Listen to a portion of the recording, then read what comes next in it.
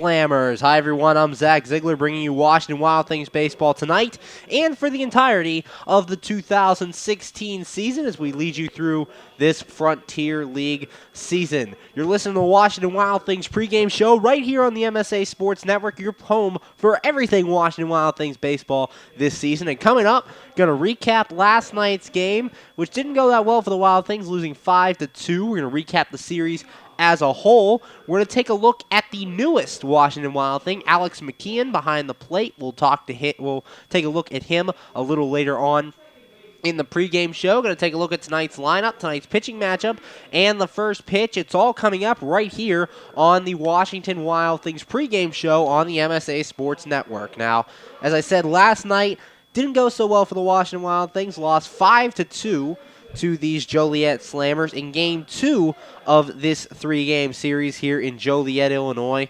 And really on the mound, Trevor Foss didn't pitch that bad despite giving up 6 runs in the contest, 5 runs in the contest, 4 of which were earned for Foss. He retired the Joliet Slammers 1-2-3 in the first inning, and in fact, didn't give up his first hit until inning number 3. However, the first run of the game for the Slammers came across in the second inning after a walk by Mark Flores. He stole a base, and a walk by Boo Vasquez gave the Slammers runners at first and second.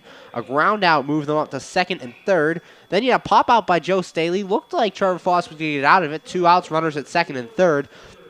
However, Carter Bell, the designated hitter, hit a ground ball to third baseman Brian Haar. Haar couldn't handle it and allowed the first run to score the ball game. The Slammers would take a 1-0 lead. The Slammers would add another one in inning number 3 after a leadoff single by Alfredo Rodriguez got things started. And then Mark Flores, who really terrorized the Washington Wild Things all night on offense, hit an RBI double to score Rodriguez. That made the score 2-0.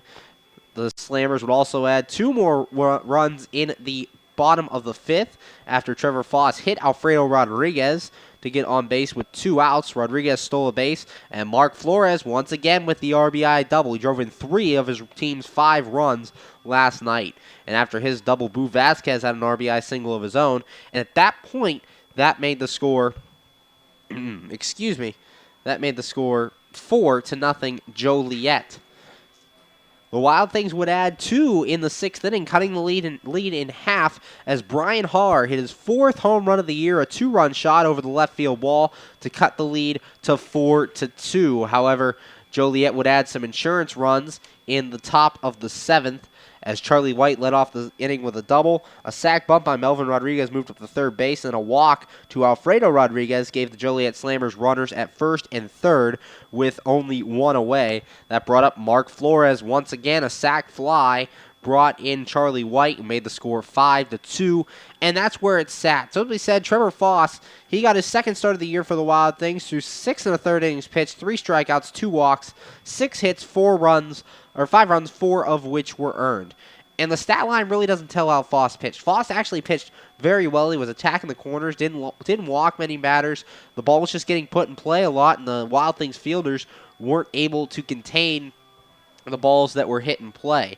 Also following up Foss, you had Colin Stanley through a scoreless inning of work, and Brian O'Keefe through an inning and a third of scoreless baseball. We're going to talk to O'Keefe when we get back. Going to take a break here. You're listening to Washington Wild Things baseball here on the MSA Sports Network. This is the Washington Wild Things pregame show, getting you ready for Game 3 of this 3-game series between your Washington Wild Things and the Joliet Slammers. Keep it tuned right here. You're listening to the MSA Sports Network. You just never know how your day is going to go. The same holds true at Penn Station East Coast Subs. For some unsuspecting spuds, they start their day as Idaho potatoes, only to be transformed into hand-hewn fries. Unlucky for them, good for you. However, both your days get better because the fries get to sidle up next to a perfectly grilled Philly cheesesteak. Then, on their way to their final resting place, they get bathed in citric nectar, our signature lemonade. Wherever your day takes you, we recommend Penn Station be one of the stops. We're back here on the Washington Wild Things pregame show here on the MSA Sports Network. Currently joined by bullpen pitcher Brian O'Keefe. And Brian, getting these first 2 appearances out of the way here in 2016, what's it like just getting back on the mound and getting in the swing of things? It definitely feels good. It feels right. Definitely got some of the early jitters out, but now I'm back and I'm ready to go. I'm real excited. So. And you signed with the Wild Things just before the California Winter League baseball season. What was it like when you got that call saying you're going to be on the Wild Things this year? I was, again, very excited. I was in a bit of a, not a shock, but there's just a lot of things, coming on real quick. Wasn't expecting, that 2 days in, expecting that phone call, but, that worked out the best. I was able to relax. We'll work on a lot of things for the next 5 weeks out there and get ready for spring training out here. And while pitching in that California Winter League, how did that help you in terms of preparing for this season, pitching during the off season? Not only the on-the-field stuff helped, because a lot of indie ball guys and ex-affiliate guys working out there, but a couple of our older experienced pitchers on the staff. I learned a lot about off-the-field stuff that I would be expecting, playing professional baseball. So that, helped more than, I think, anything, the mental side of the game. And going on the mound, you have 2 scoreless outings to start the season. How does that help your confidence as you move forward here in the 2016 season and going on? It always helps. But like I always said, I take it, one pitch at a time, 1 inning at a time. So, I'm glad that's, on the stat sheet, I guess. But I'm always looking forward to the next one and taking it inning by inning. And finally, what's it been like working with these guys in the bullpen on the team? How's it been getting to know these guys and getting into the season? It's awesome. Everyone here is, great. Couldn't ask for, better teammates. I played a lot of, baseball over the years and met a lot of good guys out here and there, but these guys are right at the top, too, so. All right, thanks, Brian. Good luck today. No problem. Thank you. We'll be right back here on the Washington Wild Things pregame show here on the MSA Sports Network. PA Leadership Charter School is a proud sponsor of the Washington Wild Things. PALCS is a tuition-free online public school for K-12 students. PALCS can help your child hit a home run in their education through flexibility, student-to-teacher interaction, and socialization opportunities. Go to PALCS.org for more information. Go Wild Things! PA Leadership Charter School, lead don't follow.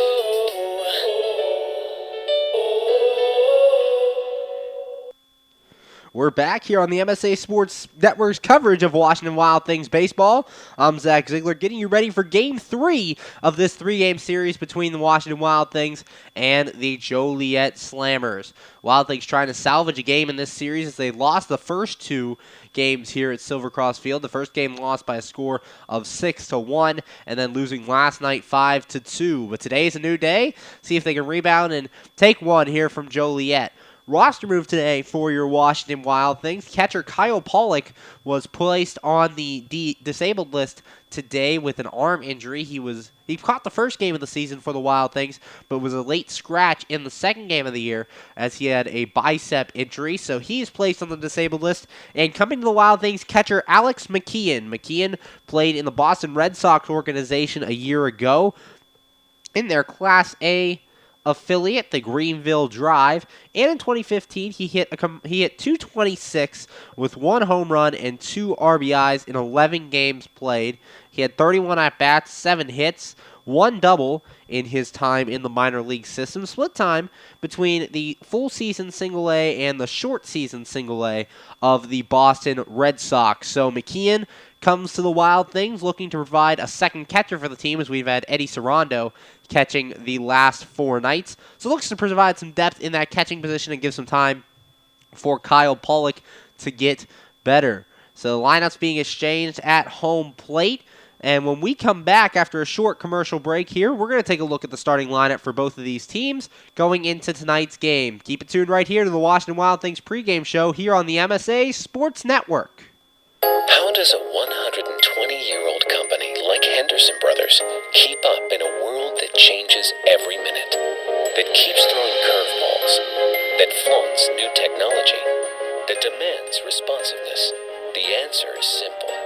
With expertise, we insure the most successful corporations in the area, and they in turn recommend us. And for that, we're grateful. Henderson Brothers. Expect an expert. We're back here on the Washington Wild Things pregame show, getting you ready for Game 3 of this 3-game series between your Washington Wild Things and the Joliet Slammers. Lineup cards being exchanged out at home plate by manager Greg Langben for the Wild Things and manager Jeff Esom for the Joliet Slammers, and we're going to take a look at tonight's starting lineups. First, for the visiting Washington Wild Things, they come in with a record of 2-3. They lead off with their center fielder, Jamal Austin. Batting second will be the shortstop, Austin Wobrock. In the 3-hole at third base will be Brian Harr. In the cleanup spot tonight, in right field, Dave Popkins. Batting fifth and in left field, Andrew Heck. Batting sixth, the designated hitter, Jimmy Yezzo. Batting seventh and playing first base tonight, Scott Carcasey. Batting eighth and behind the plate, the new catcher, Alex McKeon. And batting ninth at second base will be Justin Fox. On the mound for your Wild Things is Connor Kendrick, making his second start of the 2016 season. For the Joliet Slammers, they enter today's game with a record of 3-3. They'll lead off with their center fielder, Charlie White. Batting second at second base will be Melvin Rodriguez. In the 3-hole at shortstop will be Alfredo Rodriguez. In the cleanup spot, the really offensive powerhouse for Joliet in this series, Mark Flores. Batting fifth at third base will be Jake Gronsky. Batting sixth in right field will be Boo Vasquez. Batting seventh and behind the plate, Joe Staley. Hitting eighth, the designated hitter, Carter Bell. And batting ninth in left field will be Phil Bates. On the mound for the Slammers will be Luke Crumley, making his second start of the year. He comes into the contest with a record of 0-1 and a ERA at 27. So he's looking to turn things around on the mound for the Slammers. You're listening to the MSA Sports Network's coverage of Washington Wild Things baseball. And really, the three keys to the game for the Wild Things tonight. On the mound for Connor Kendrick, he's got to stay out in front of hitters. We saw Trevor Foss do it last night. He was out in front of batters early on and was able to keep Joliet off balance. Despite giving up the 5 runs, the 4 earned, pitched a lot better than that and deserved a lot better than that on the mound. In Game 1, we saw Brandon Hinkle fall behind early and often, and we saw what happens when this Joliet offense gets a chance to hit pitches that they want to hit. They can do something and cause some real damage. For the offense, again, we've been looking for it all season. Got to get hits, got to get some opportunities. Only 4 base hits last night for this Washington Wild Things offense. They got to find a way to get runners on base and give their guys at the plate a chance to drive runs in. That starts with the top of the lineup. I'm looking for leadoff man Jamal Austin to have a big game today. Had a 4-game hitting streak snapped last night. I'm looking for him to set the table for this Washington Wild Things offense and get something going. And finally, defensively, got to limit the errors. They've made an error in 3 of the first 5 games this year. Excuse me, and so that's something they have to cut down on. So we saw the big error costing them a run last night as Brian Harr booted the ball, and it allowed a run to score. So defensively, cut down on the errors. For Kendrick on the mound, stay out in front early and often. And for the offense, let's see Jamal Austin get things going at the top of the lineup, giving these batters opportunities to drive in runs. National anthem about to be played here, so we're going to step aside to take a break. When we come back, we'll take a look at the pitching matchup, and we'll have first pitch for you. It's all right here on the Washington Wild Things pregame show here on the MSA Sports Network. How does a 120-year-old company like Henderson Brothers keep up in a world that changes every minute, that keeps throwing curveballs, that flaunts new technology, that demands responsiveness? The answer is simple. With expertise, we ensure the most successful corporations in the area, and they in turn recommend us. And for that, we're grateful. Henderson Brothers. Expect an expert.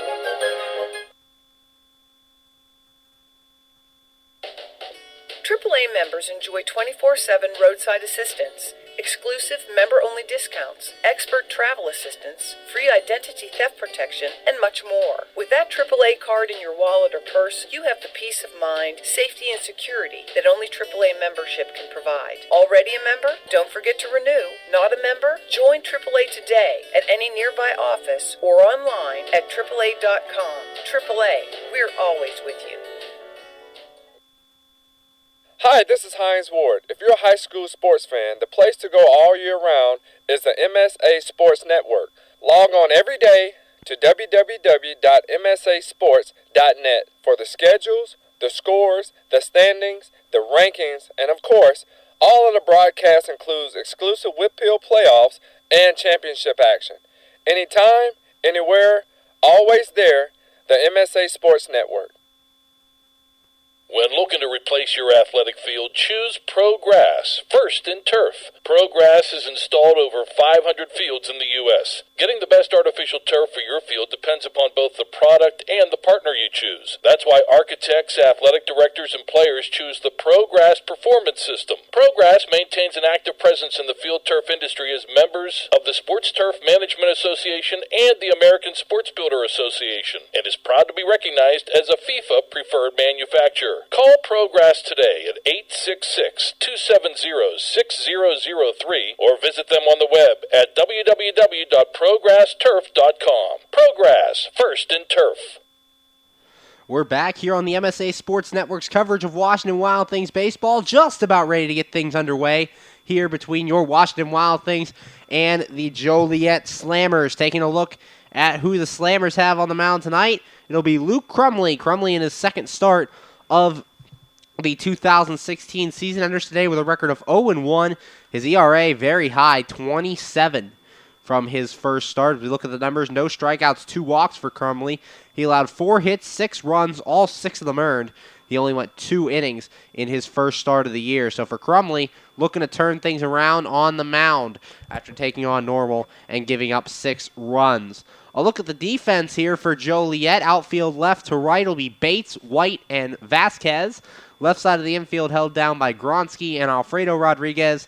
On the right side, it'll be Melvin Rodriguez and Mark Flores. And behind the plate, catching the second night in a row, will be Joe Staley. And also one more look at your Washington Wild Things lineup. Before they come to the plate, they lead off with Jamal Austin, hitting second Austin Wobrock. In the 3-hole, Brian Harr. Hitting cleanup will be Dave Popkins. Batting fifth in left field, Andrew Heck. Batting sixth, the designated hitter Jimmy Gezzo. In the 7-hole, first baseman Scott Carcasi. Batting eighth, behind the plate, Alex McKeon, and batting ninth will be the second baseman, Justin Fox. We talked about in the pregame show, Jamal Austin, the leadoff batter. A guy I'm looking for to have a big night here for the Washington Wild Things. Got a hit in the first 4 Wild Things games, had his 4-game hit streak snapped last night, so he'll look to start a new one here as the table setter, trying to get on and provide some early base runners for the Wild Things. And for Crumley, you see his ERA, 27. Currently sits with a record of 0-1. So if you can pounce on him and get him in the feeling of, oh no, here we go again, that could lead to a big night offensively for the Wild Things. So as Jamal Austin gets ready to step in, we get ready to bring you Washington Wild Things baseball here on the MSA Sports Network throughout the 2016 season, including tonight. Austin steps in now. Last night, Austin went 0 for 3 with a walk and a stolen base. So he did reach base last night, just not via a hit. So Luke Crumley takes the mound, and we are just about ready for baseball from Joliet, Illinois at Silver Cross Field. Here on the MSA Sports Network, Crumley looks in, has his sign. He's set in the first pitch. Austin bunts and takes a strike, so no balls and a strike to start the game. Tonight's first pitch was thrown at 8:08 Eastern, and the temperature outside about 58 degrees. Today's first pitch time and temperature is brought to you by State Line Grocery and Hotspot. As Austin fouls this one off, no balls, 2 strikes. And for Austin, looking to set the table offensively for your Washington Wild Things. Crumley set in the 0-2 coming. And this one's inside, ball 1. 1 ball, 2 strikes the count. Crumley didn't strike out anybody in his last outing. Got the 2 walks in 2 innings of work. Crumley set in the 1-2. And this one fouled off into the seats. The count remains 1 ball, 2 strikes. Austin from Atlanta, Georgia, 5'9", 170. Leading things off for the Wild Things, a speedster. Righty on righty, Crumley set and deals. 1-2. That's high, ball 2. 2 balls, 2 strikes, nobody out, just underway from Silver Cross Field. A gorgeous blue sky to start this evening. Not a cloud in sight. Crumley looks into Staley, has his sign in the 2-2. And this one hit the right field. Vasquez going over towards foul territory, and he stumbles and won't be able to make the catch. So the count will remain at 2 balls, 2 strikes. Vasquez was running over to foul territory, and he stumbled over the pitching mound over there in the Joliet bullpen. The bullpens here at Silver Cross Field situated in foul territory, so they are in the field of play. So if you're an outfielder running over there, you got to watch out for that mound out there, and that caused Vasquez some problems as he tripped over the slope and wasn't able to get to the ball. Crumley set the 2-2. That's high ball 3. 3 balls, 2 strikes. So Austin works the full count here at the top of the lineup. See if he can get on. Austin Wobrock on deck. Crumley set in the 3-2. And this one hit foul back in the seats. Count remains 3-2. Nice at bat here so far by Jamal Austin, making Crumley throw a lot of pitches early on. Crumley is 6'5", 200-pound Cleveland, Georgia native. He's set in the 3-2. And this one also fouled in the seats. Count remains 3 balls, 2 strikes. This is what you want to see out of your leadoff man, fouling off a lot of pitches, making Crumley work early on here in the first batter of the game. Crumley looks into Staley. He's set in the 3-2. And this one also fouled away. This one back behind the stands. Count sticks, 3 balls, 2 strikes. Austin doing a nice job fouling off a lot of pitches for the Wild Things as he looks to get on to start things. Crumley set the 3-2. And this one into the right center field gap, and that will be caught by Vasquez. Thought it was going to hang up there long enough, but it doesn't. That's out number 1. But still a good at-bat for Jamal Austin, fouling off a lot of pitches and making Crumley work early on. We'll see how that helps the Wild Things later in this game when Crumley gets tired. That'll bring up the shortstop, Austin Wobrock. Wobrock 0 for 3 in yesterday's game. Did reach base and scored on the Brian Harr 2-run homer. Reached on an error by third baseman Jake Gronsky. Crumley looks in. He's set in the pitch. And Wobrock hits this to left field. Bates going back, and he will get under it, so that's out number 2. So out number 2 made quickly after a long at-bat by Jamal Austin, and that'll bring up the third baseman, Brian Harr. Harr providing the only offense for your Washington Wild Things in last night's game. Hit a 2-run home run back in inning number 6 of that game, his 4th home run of the year. As he entered yesterday, leading the league in home runs with 3, added 1, and added 2 RBIs. So 4 homers, 8 RBIs on the season for Brian Harr, as he looks to get things going with 2 outs. Crumley set in the first pitch. And just hits the inside corner. No balls and a strike. 0-1 the count on the Wild Things third baseman. Righty on righty. Crumley set in the 0-1. And that one's inside. Ball 1. 1 ball, 1 strike. On that first pitch, we saw Brian Harr turn away from the ball as if it were going to hit him, but it sliced right back on that inside corner. That next pitch, a fastball that stayed inside. Here's the 1-1. And Harr hits this one foul. 1 ball, 2 strikes. 1-2, 2 outs. No score between your Wild Things and the Joliet Slammers here from Silver Cross Field. Just underway in the top of the first. There is a strong wind tonight blowing in from left field. So that might cause some problems for the batters as Crumley set in the 1-2.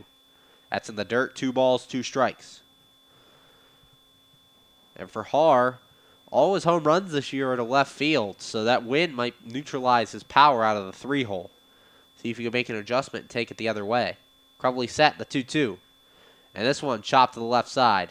Handled by Gronsky on a high hop. Throw to first. Pulls Flores off the bag, so Harr will reach. We'll see if they give Harr a hit or if they judge that an error. It was a very high hop at third base. Gronsky had to leap up in order to grab it, and then the throw pulled Mark Flores off the bag. They will call it an error, so E5 for Brian Harr gives the Wild Things a base runner and brings up Dave Popkins. Popkins really heating up in this series. Yesterday, he went 1 for 4, but in the opening game went 3 for 3 with a walk. Crumley set in the pitch. That's high and inside, ball 1. 1 ball, no strikes to count to the Wild Things cleanup hitter. As we have passed 8:11 Eastern Time, and People's Natural Gas reminds you to dial 811 before you dig. Crumley set in the 1-0. And Popkins grounded past Flores, and that will be a fair ball into the corner. As Popkins around second, first heading to second, he will get in there with a 2-out double. Gives the Wild Things runners at second and third here with 2 away for Andrew Heck. Heck's been out of the lineup since the third game of the Gateway Series. coming back in today. As Heck on the season hitting 167, no homers, no RBIs. But the last 2 nights off, and the off day on Monday. So Heck comes up, runners at second and third here, 2 away.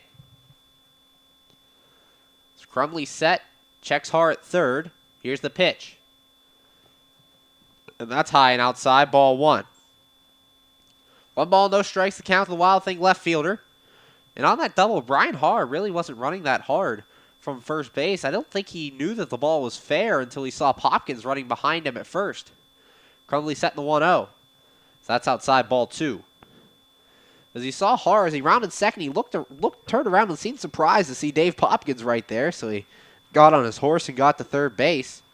Give me the Wild Thing second and third. Crumley set the 2-0. And that's high and outside, ball 3.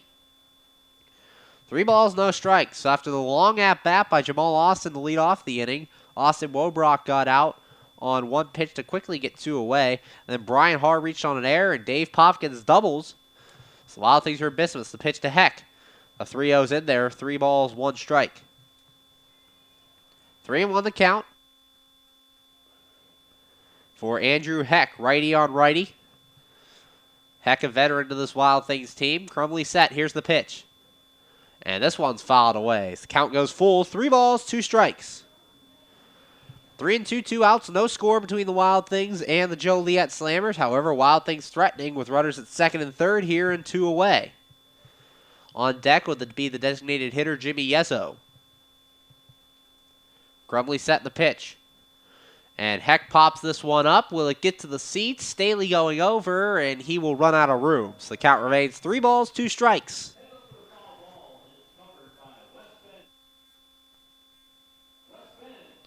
Andrew Heck, the batter. Righty on righty, 3 balls, 2 strikes the count. Crumley in a jam here, looking to get out of it. Brian Harr at third, he reached on an error. Dave Popkins at second after he doubled. Crumley set the 3-2. And it's in the dirt, ball 4, so bases full of Wild Things immediately here in the first. And a good scoring opportunity for the designated hitter, Jimmy Yezzo. However, Yezzo has been struggling so far this season to get off the schneid offensively. 0 for 4 last night. Or 0 for 3 with a walk, excuse me. He did reach base once last night. Manager Jeff Esom, an early visit to the mound as he goes to talk to his starting pitcher. While he does that, we're going to look at the Eastern Division standings here in the Frontier League. Take a real quick look. Lake Erie Crushers lead the league with a record of 4-0. And the Windy City Thunderbolts sit in second with a record of 5-1. With the win last night, the Joliet Slammers jumped your Washington Wild Things for third place. They sit at 3-3. Then your Wild Things in fourth, record of 2-3. Traverse City Beach Bums and the Schaumburg Boomers tied for fifth with records of 1-4. Back to our game. No score between your Wild Things and the Joliet Slammers as Jimmy Yezzo steps up. Righty on lefty, bases full of Wild Things. Crumley set, checks Harr at third. Here's the pitch. Yezzo fouls it off. No balls and a strike. 0-1 the count to the Wild Things DH.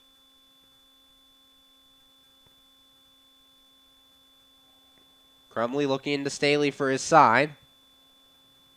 He has it. He's set. Here's the pitch. Yezzo fouls this one off. So no balls, 2 strikes after 2 foul balls. Yezzo on it. Hart third. He reached on an error by third baseman Jake Gronsky. Then Dave Popkins doubled. He got to second. And a walk to Andrew Heck puts him at first. Crumley looks into Staley. He's set. Checks Hart third. And the pitch. And Yezzo grounds to second. Melvin Rodriguez will scoop it up and throw on to first. And that is out number 3. The Wild Things load the bases here in the first, but get nothing from it as they get no runs on a hit, no errors, and 3 men left on base. After half an inning, the score, your Washington Wild Things nothing, Joliet Slammers coming to bat. You're listening to Washington Wild Things baseball here on the MSA Sports Network. Be sure to check out MSASports.net every day this spring for the scores, the daily standings, and the weekly rankings, plus daily high school sports broadcasts as well. In May, we will have exclusive coverage of the WPIAL baseball and softball playoffs. the WPIL Boys Volleyball and Tennis Championships, and the WPIL Boys and Girls Track and Lacrosse Championships. Anytime, anywhere, always there, every day this spring on the MSA Sports Network. We're back here on the MSA Sports Network's coverage of Washington Wild Things baseball. I'm Zach Ziegler. Currently going to the bottom of the first, the score 0-0 between your Washington Wild Things and the Joliet Slammers. On the mound for the Wild Things in this one will be Connor Kendrick. Kendrick making his second start of this 2016 season. The first time out for Kendrick, not really a good one. He had 12.27 ERA. He struck out 2 guys, walked 3, gave up 5 hits, 5 runs, all 5 of them earned in just 3 2/3 innings of work against Gateway. He gave up 5 hits, a lot of hits in the game, leading to 5 runs. So for Kendrick, got to limit the amount of hits. And again, as we've said, the key to this whole series, really stay in front of these Joliet hitters. We saw what happened in Game 1. When you get behind early and often, they can really just start to pile the runs on. And for Kendrick, if he stays in front, he should be good. Trevor Foss did that last night and had some early success on the mound. Taking one quick look at Joliet's lineup before they bat, it'll be Charlie White in center field. Melvin Rodriguez hits second at second base. Alfredo Rodriguez, the shortstop, hits third. Mark Flores in the cleanup spot, he's at first base. Jake Gronsky hits fifth at third. Boo Vasquez, the sixth hitter in right field. Joe Staley behind the plate hits seventh. Carter Bell, the designated hitter, hits eighth. And Phil Bates out and left hits ninth. And the defensive alignment for your Wild Things, it'll be Heck, Austin, and Popkins, outfield left to right. Left side of the infield manned by Haar and Wobrock. Right side by Fox and Yezo. And behind the plate, the newest Washington Wild Thing, Alex McKeon. Connor Kendrick looks into Charlie White. He's set, and here's his first pitch. And that's a strike. No balls, 1 strike to the leadoff man for the Slammers. White last night, 2 for 5, a double and a single. There's no balls and a strike to count here. White and Flores have really been the Wild Things' Achilles heel in this series. Kendrick set the 0-1. And that's a called strike, too. No balls, 2 strikes. Quickly ahead 0-2 as he got that pitch on the outside corner. Kendrick, the southpaw for the Wild Things. Versus White. Here's the pitch. And this one, shot fouled on the right. Count remains 0-2.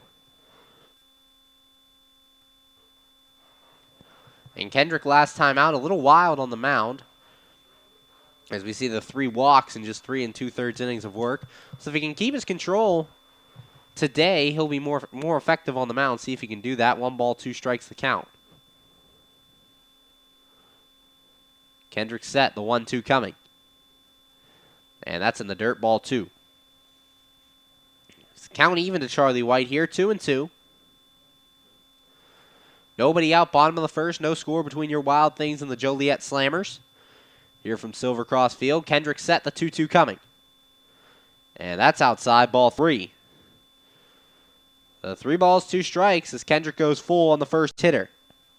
Melvin Rodriguez awaits on deck.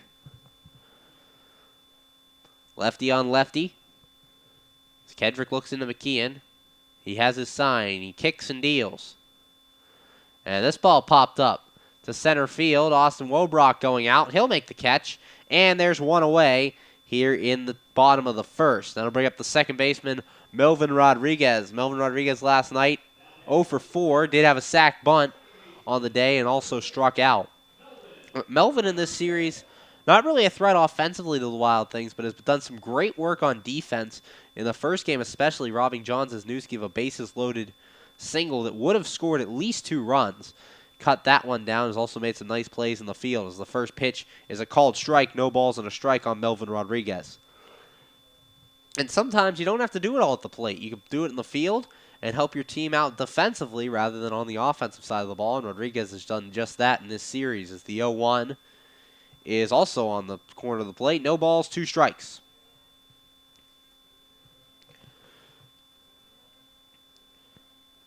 Kendrick, 2 strikeouts in his last outing, so not a guy who's going to strike out a lot of batters. He's set in the 0-2.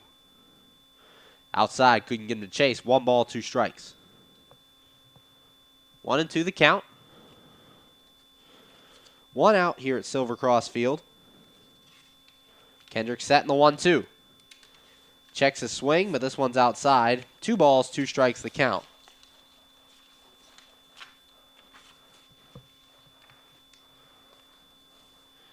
And for Kendrick last season, for the New York Yankees AAA system, struck out 83 batters in 92 innings of work. Here's the pitch. And this one, chopped to the right side. Wisniewski tried to get to it, just couldn't. So Melvin Rodriguez will reach here with a single. Wisniewski had to range a long way to his left, just wasn't able to corral that ball and gives the Joliet Slammers a 1-out base runner. And that'll bring up the shortstop, Alfredo Rodriguez. Rodriguez, in last night's game, 1 for 2 with a single, reached base twice after being hit by pitch and walked. So Alfredo Rodriguez steps in. And for Kendrick, we saw at 83 strikeouts in 92 innings of work a year ago. So likes to get the ball put in play. Kendrick set, checks Melvin at first. Here's the pitch. And this one grounded to second. This one will get past Wisniewski into right field. Base hit. So 2 straight hits here for Joliet after Kendrick got the first man to pop out. And there are runners at first and second here with 1 away. And this is not what you wanted, as it brings up the guy who's really put it on the Wild Things in this series, first baseman Mark Flores. Flores last night 2 for 2, 3 RBIs. And in the first game for Flores, he again had a good offensive night, as he ended up going 2 for 5 in that game, driving in a run. So really has been a thorn in the side for this Wild Things team, as Kendrick looks to get him out here with 1 away. No score between the Wild Things and your Joliet Slammers here on MSASports.net. As Kendrick looking in to Alex McKeon. McKeon added to the roster today as Kyle Pollock went to the disabled list. Kendrick set, checks Melvin at second. Here's the pitch. And that's outside and in the dirt, ball 1. 1 ball, no strikes. And if you're Kendrick, you have to be careful here with Mark Flores, but you can't be afraid of him. You don't want to load the bases with 1 out. So pitch wisely, but don't pitch around. Kendrick set. And the 1-0 coming. And Flores grounds it to second. Wisniewski to second for 1 on to first. And not in time, as the throw, as McFlores just beats the throw to first base. Fielder's choice 4 to 6 on the putout. And that gets runners at first and third here, but 2 away for Jake Gronsky. We talked about it. Flores has been a tough out for the Wild Things to get in this series. Kendrick able to get the bounce out there. Nearly got an inning-ending double play. But Flores booking it down the line just did beat the throw to first base. Gronsky in last night's contest, 0 for 3 with a walk. Kendrick set, checks Flores at first. And the pitch coming. And this one's low and inside, ball 1. 1 ball, no strikes. Flores stole a base last night, as he walked and stole a base in his first at-bat. Here's the pitch. And that's low, ball 2. 2 balls, no strikes. 2 outs here in the bottom of the first. No score between the Wild Things and the Joliet Slammers. Kendrick set, and the 2-0. And that's inside, ball 3. 3 balls, no strikes. 2 outs. Kendrick looking to avoid the 2-out walk. Stares into McKeon. He's set. The 3-0. And that's inside, ball 4. 4-pitch walk to Jake Gronsky. Loads the bases for the Slammers with 2 outs, and it'll bring up the right fielder, Boo Vasquez. For Vasquez in last night's game, 2 for 3. 2 singles, 2 RBIs. He also walked. So reached base in 3 of his 4 at-bats. Vasquez, the Youngstown, Ohio native, standing at 6'4", 200 pounds. Lefty on lefty. So favorable matchup for Kendrick. As he's set. Kicks and deals. And this one's a called strike on the outside corner. No balls and a strike. 0-1 the count here on Boo Vasquez, the right fielder for the Joliet Slammers. Kendrick looking into McKeon. Has his sign. He's set, and the pitch coming. That's way outside. Nice block by McKeon to keep the ball in front of him. 1 ball, 1 strike. First test for McKeon with a runner at third. Is able to dive out to that outside batter, to the right-handed batter's box, get a knee in front of the ball, and keep it in front of him. Not allowing Melvin Rodriguez to move up at third. Melvin Rodriguez, the runner at third, he reached on a single. Mark Flores at second, he reached on a fielder's choice, and Jake Gronsky walked at first. The pitch. It's high, ball 2. 2 balls, 1 strike, 2 outs. No score between your Wild Things and the Joliet Slammers. Kendrick looking to get out of a first inning bases loaded situation. Has his sign from McKeon. He's set. And the 2-1 coming. And that's in the dirt. Ball 3.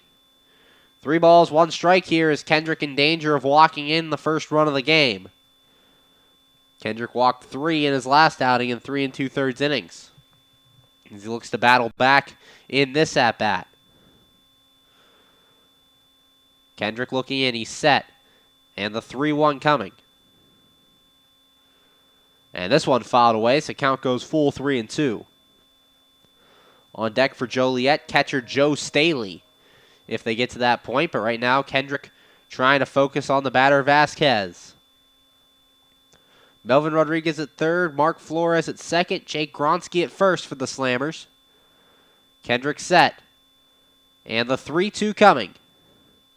And this one fouled away to the screen. Count remains at 3-2. A little defensive swing there by Boo Vasquez. That one looked like it was going to cut to the inside part of the plate, but Vasquez had already started his swing and was just able to foul that one off. 3 balls, 2 strikes, 2 outs. Kendrick set. And the payoff pitch. And just outside, ball 4. So Kendrick walks in a run, and the Slammers take a 1-0 lead here in the bottom of the first after the walk to Boo Vasquez. That's not what you wanted if you're Connor Kendrick, walking in that first run of the game and moving everyone up station to station. So bases still loaded here with 2 outs. That'll bring up the catcher Joe Staley. It's manager Greg Langben out to talk to his left-handed pitcher as he tries to calm him down and get him going. For Wild Things manager Greg Langben, his first season at the helm for your Wild Things. He managed the Traverse City Beach Bums from 2008 to 2013 and had a record of 267 and 212. So, successful manager for Traverse City. He made them a contender for the Eastern Division playoffs annually and made the Frontier League Championship Series in 2010. So Langben out there gave Kendrick the talk, said, hey, let's go, let's get this guy out. 2 away, 1-0 Joliet lead here in the bottom of the first. As Joe Staley will step in. Staley in last night's game, 0 for 4 with a strikeout.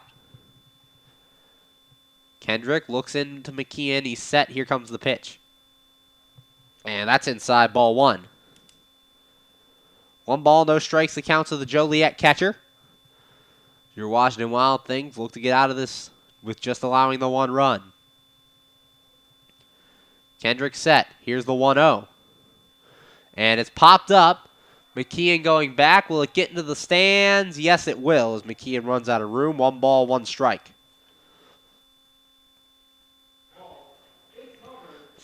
And for Kendrick, trying to work these corners early on, he's not really finding what he wants as he walked in the run. Mark Flores stands at third. He reached on a fielder's choice on what would have been a double play, but he just beat out the throw. Jake Gronsky at second after he walked, and Boo Vasquez at first after his walk. Kendrick set, the 1-1. And that's inside, ball 2. 2 balls, 1 strike here on the Joliet Slammers catcher. It's Kendrick looking into McKeon. He set the 2-1. And that's low, ball 3. 3 balls and a strike. Kendrick in danger again of walking in another run. On deck for the Joliet Slammers is Carter Bell, the designated hitter. If you're the Wild Things, Kendrick has to throw a strike here. He set the 3-1. This one grounded to third. Har handles it. He'll go over to second, and that is out number 3. 5-4 on the putout. The Joliet Slammers do get a run on the inning on 2 base hits, no errors, and 3 men left on base. After 1 inning of play, the score, Joliet 1, Washington nothing. You're listening to Washington Wild Things Baseball here on the MSA Sports Network. You just never know how your day is going to go. The same holds true at Penn Station East Coast subs. For some unsuspecting spuds, they start their day as Idaho potatoes, only to be transformed into hand-hewn fries. Unlucky for them, good for you.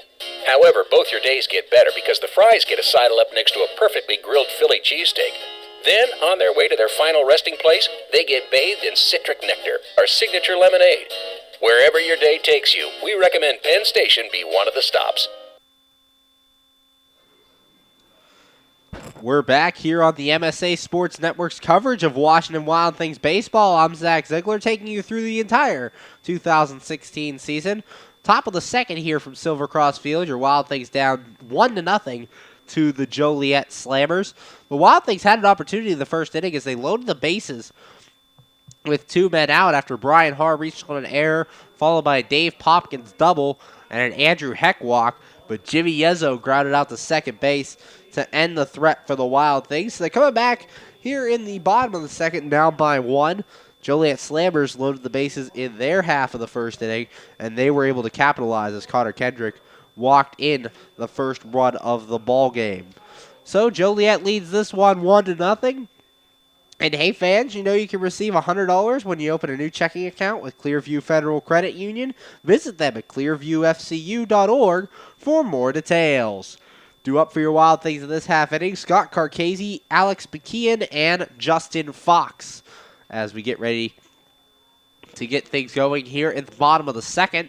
Well, the Wild Things did have opportunities in that first inning. We said one of the keys to the game early on, just not able to capitalize on that one as they try to get things going again here in the top of the second. So, Scott Carcasey will step in, the designated hitter in last night's game, playing first base today. And last night for Carcasey, 1 for 3 with a single and a walk, so reached base twice against Joliet as he looks to start things off here in the second. 1-0 Joliet leads here as we start inning number 2. Crumley setting the pitch. And this is a called strike. No balls and a strike to the Wild Things first baseman. Carcasey playing first base tonight. We've seen Jimmy Yezzo occupy that spot the last couple nights. Here's the 0-1. Swing and a miss. No balls, 2 strikes. 0-2 the count to Carcasey. As the sun's setting here over Joliet, Illinois. Only the outfield wall bathed in the sun. Crumley setting the 0-2. And that's outside, ball 1. 1 ball, 2 strikes the count to Carcasey. So we've seen Crumley working the corners here for Joliet. Trying to fool these Wild Things hitters. Crumley setting the 1-2. Swing and a miss, and Carcasey strikes out, and that's out number 1 here in the second. That's Crumley's first strikeout of the night, and that'll bring up the newest Washington Wild Thing, Alex McKeon. Signed on today by the Washington Wild Things as Kyle Pollock went to the disabled list. Last season, the Boston Red Sox organization at .226 with a homer and 2 RBIs. So McKeon looking to make his mark here on the Wild Things from Tarrytown, New York. Crumley setting the pitch. And this one up the middle, but fielded by Alfredo Rodriguez, and the throw on to first. It's out number 1, or out number 2. Thought McKeon was going to have his first Wild Things hit here as he hit that one very sharply, but Alfredo Rodriguez able to make the play, and that'll bring up second baseman Justin Fox. Fox only appeared in 1 game for the Wild Things so far this season. Doesn't have an average. He went 0 for 4 in his first outing, so his second start of the year. Here's the pitch. And that's high, ball 1. 1 ball, no strikes, the count to the Wild Things second baseman. Zizniewski getting the night off for Washington. Fox, the New Martinsville, West Virginia native, is the pitch. Swung on and fouled away. 1 ball, 1 strike. 1-1 the count to Fox. As Crumley, the right-hander, looking into Fox. He's set. Here's the 1-1. And that's low ball 2. 2 balls and a strike the count to Justin Fox, the batter. Last season, Fox played for the Rockford Aviators. Here's the 2-1. And that's a called strike. 2 balls, 2 strikes the count. 2-2, 2 outs. Slammers lead 1-0 over your Washington Wild Things. Crumley set, the 2-2 coming. And that's outside ball 3. So count goes full to Fox. Jamal Austin would be next if Fox can reach. 3 balls, 2 strikes. Game 3 of this 3-game series. Crumley setting the pitch. And that's outside ball 4. So Justin Fox works the 2-out walk and gives the Wild Things a base runner for the center fielder Jamal Austin. Austin in today's game 0 for 1 with a flyout, but made Crumley throw a lot of pitches in that at-bat back in the first inning. Austin came into this game hitting .200, no homers, and an RBI on the young season. He also stole his first base of the year last night. Fox leads off first. Crumley checks him in the pitch. And that's a called strike, no balls and a strike. Fox last year for the Aviators, 3 stolen bases. Crumley set, checks in the pitch. And Austin hits this one into shallow right field. Drifting over into foul territory as Melvin Rodriguez calls everybody off and makes the catch. And that's out number 3. No runs, no hits, no errors, and a man left for the Wild Things. And after 1.5, the score, Joliet 1, Washington 0. You're listening to MSA Sports Network's coverage of Washington Wild Things baseball. PA Leadership Charter School is a proud sponsor of the Washington Wild Things. PALCS is a tuition-free online public school for K-12 students. PALCS can help your child hit a home run in their education through flexibility, student-to-teacher interaction, and socialization opportunities. Go to PALCS.org for more information. Go Wild Things! PA Leadership Charter School. Lead, don't follow.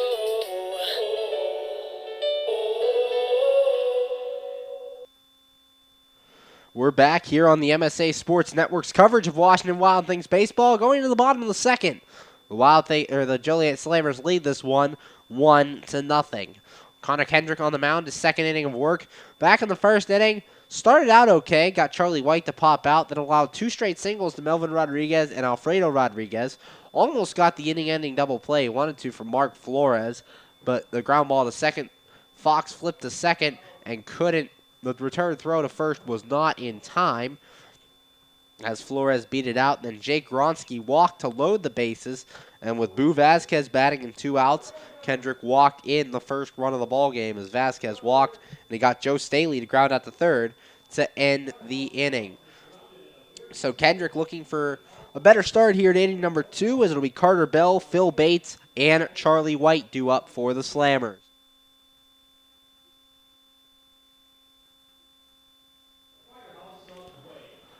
And be sure to join us for the Wild Things home opener. It's tomorrow, presented by 5 Generations Bakers.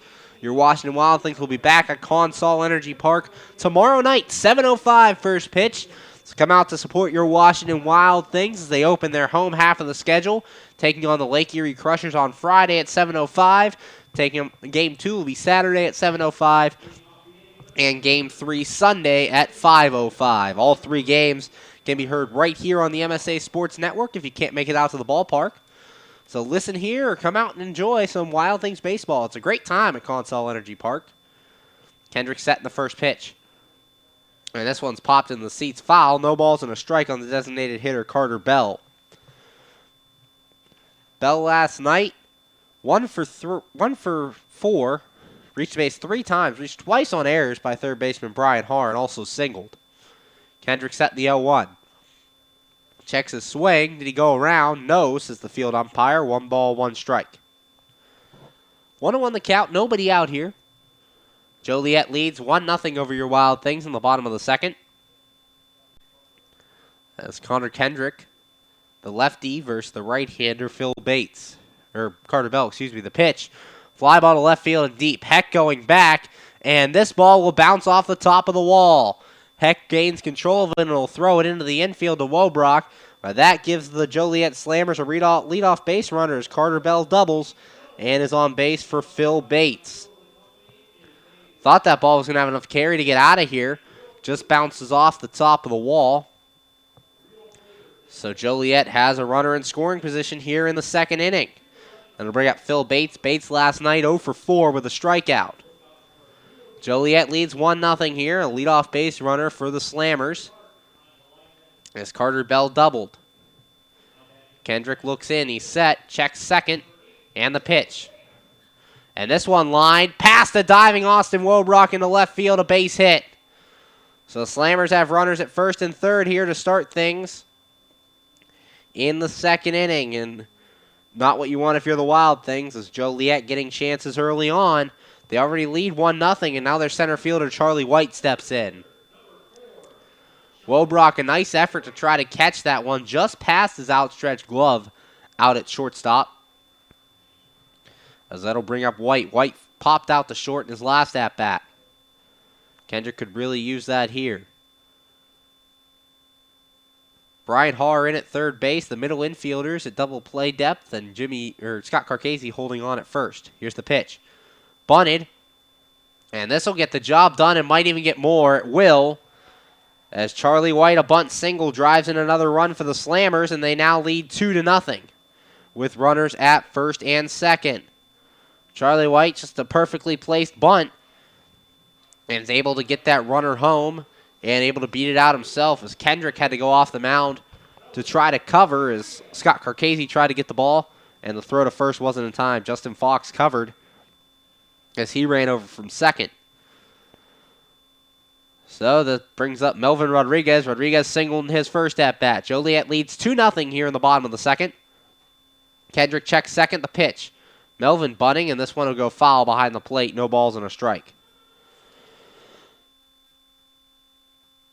And for Joliet, early on here, we're seeing them pile on runs as they keep getting good pitches to hit. Kendrick's not getting the calls in the corner like he wants to, so he's forced to throw the ball back over the plate, and it's leading to some offense for Joliet.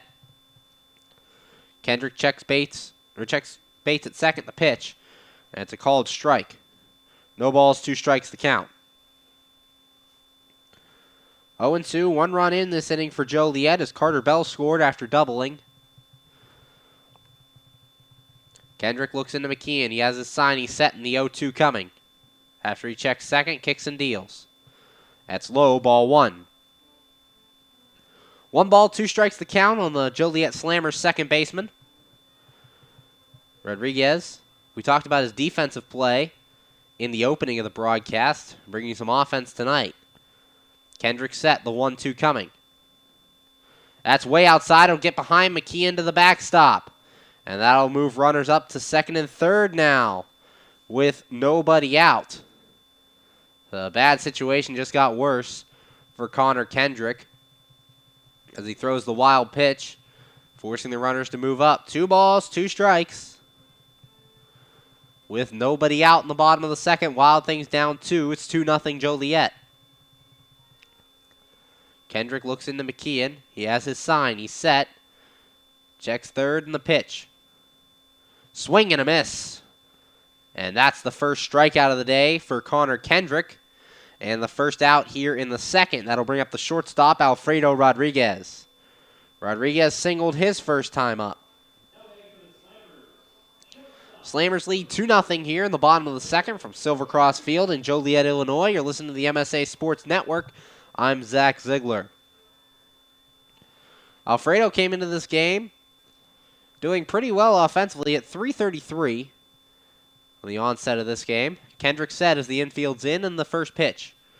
And it hits Kendrick. So the bases are full of Slammers. Hit by pitch loads the bases. And that brings up Mark Flores, the guy who's been the offensive powerhouse for Joliet. He did ground out no fielder's choice his first time up. Kendrick could really use a double play here. Haar and Carcasey in at the corners. Wobrock and Fox at double play depth at the middle infield.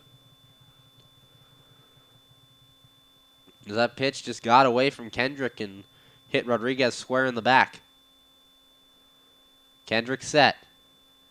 And the pitch coming. And Flores, fly ball. Coming into shallow center. Fox goes out. Might not be deep enough. Fox makes the catch, and the runners hold where they are. So 2 away here on the fly out by Mark Flores, and that'll bring up Jay Gronsky, the third baseman. Gronsky walked in his first at-bat. The Slammers have loaded the bases in both innings here. They're loaded here in the second. They had them loaded in the first and only got 1 run out of that one. Kendrick trying to cause the same thing here in the bottom of the second. Lefty versus righty. Kendrick versus Gronsky. He's set. And the pitch coming. Gronsky grounded to third. Haar has it. He'll go over to second again. And that's out number 3. So Kendrick escapes the second inning jam, only giving up 1 run in the inning on 3 hits, no errors, and 3 men left. And after 2, the score, Joliet 2, your Wild Things nothing. You're listening to Washington Wild Things Baseball right here on the MSA Sports Network. How does a 120-year-old company like Henderson Brothers keep up in a world that changes every minute, that keeps throwing curveballs, that flaunts new technology, that demands responsiveness? The answer is simple. With expertise, we ensure the most successful corporations in the area, and they in turn recommend us. And for that, we're grateful. Henderson Brothers. Expect an expert. We're back here on MSA Sports coverage of Washington Wild Things baseball. Going to the top of the third, your Wild Things currently down 2-0 to the Joliet Slammers. As last inning, Joliet loaded the bases for the second inning ever in a row, but also for the second inning in a row, only got 1 run out of it. Carter Bell started things off with a double, followed by a Phil Bates single and a Charlie White single. A single scored Carter Bell. Then they got Melvin Rodriguez to strike out, followed by a hit by pitch by Alfredo Rodriguez that loaded the bases. And then a pop out by Mark Flores and a ground out by Jay Gronsky ended the inning. Wild Things looking to get on the board here in the top of the third, as will be their 2-3-4 hitters, Austin Wobrock, Brian Haar, and Dave Popkins, looking to get things going for your Washington Wild Things.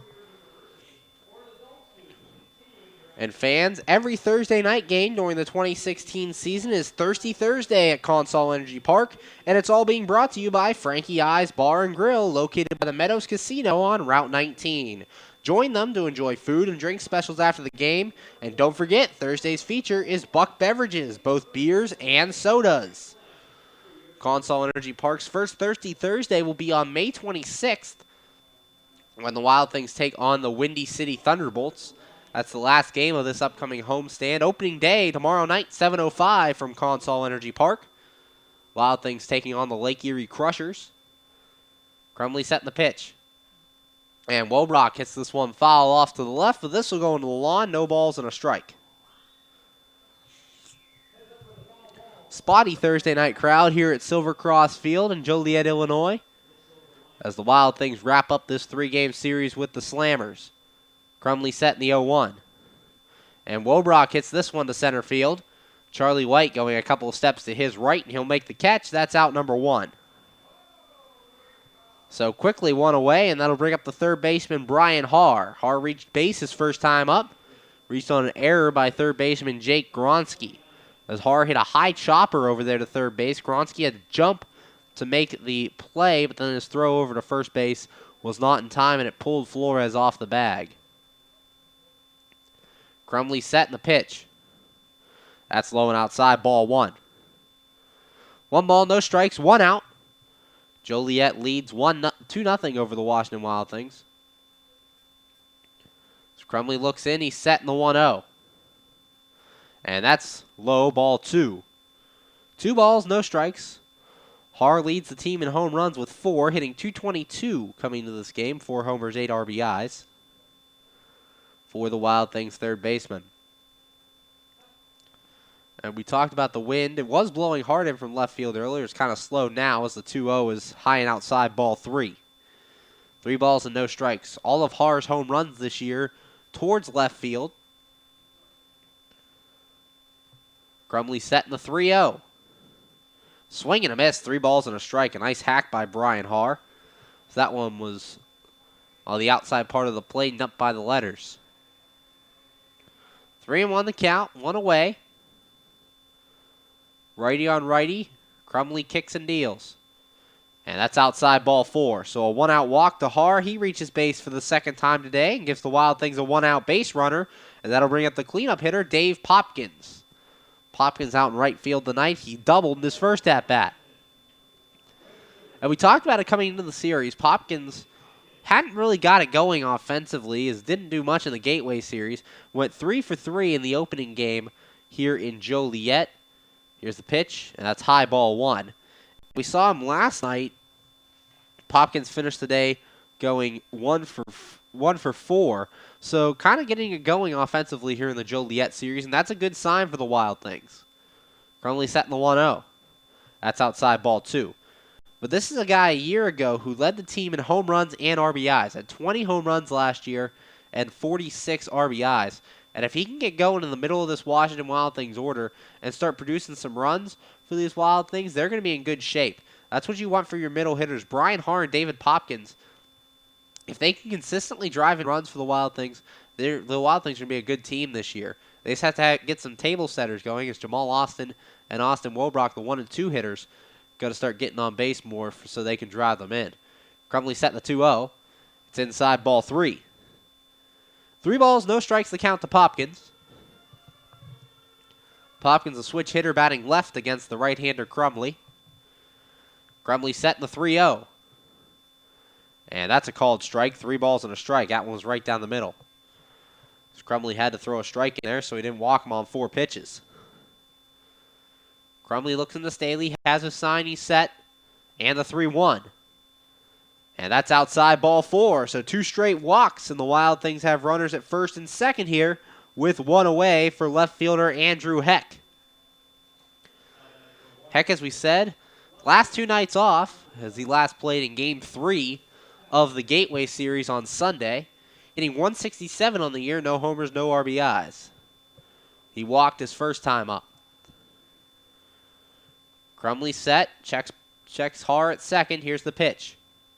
That's outside, ball 1. 1 ball, no strikes. Crumley a little wild here in the top of the third. Something we hadn't really seen in the first 2 innings of work, and Jeff Esom comes out to talk to him. And we talked about it earlier. The first at-bat by Jamal Austin, a very good at-bat. 3-2 count, made Crumley throw a lot of pitches and did just what you wanted out of your leadoff hitter. Then Austin Wobrock flew out on 1 pitch. Then the Wild Things would continue to load the bases with 2 outs as Har reached on an error. Dave Popkins doubled, and Andrew Heck walked. That threat ended with a Jimmy Yezzo ground out. And last inning, Wild Things had another runner on base with a walk, but they stranded him there. And now in this inning, 2 on and 1 out. So see if the Wild Things can come through, down 2 to the Joliet Slammers. Crumley has a sign from Staley. He's set. Here's the pitch. And Heck fouls this one off in the seats. Count goes to 1-1. 1 ball, 1 strike. Heck, one of the returners to this Wild Things team, had a .299 average a year ago with a homer and 16 RBIs. So he has a history of being able to get on base. Crumley set the 1-1. That's high, ball 2. 2 balls, 1 strike to the Wild Things left fielder as he looks to do something offensively. Crumley set, checks Har at second, and the 2-1. And Heck pops this one up. Shallow right field. Flores moving to foul territory, makes the catch, and that's out number 2. 2 away here in the top of the third. Wild Things down 2-0, and that brings up the designated hitter, Jimmy Yezzo. Yezzo grounded out his first time up. And Yezzo, one of those guys, got to get things going for the Wild Things, hitting 0 .48 coming to this game with no homers and RBI, only one hit on the season. As he looks to get going offensively. Crumley looks in, righty on lefty, here's the pitch. That's inside, ball one. And a snap throw to first, and Popkins gets back. 1 ball, no strikes, the count on the Wild Things DH. 1 for 21 on the season is Jimmy Yezzo.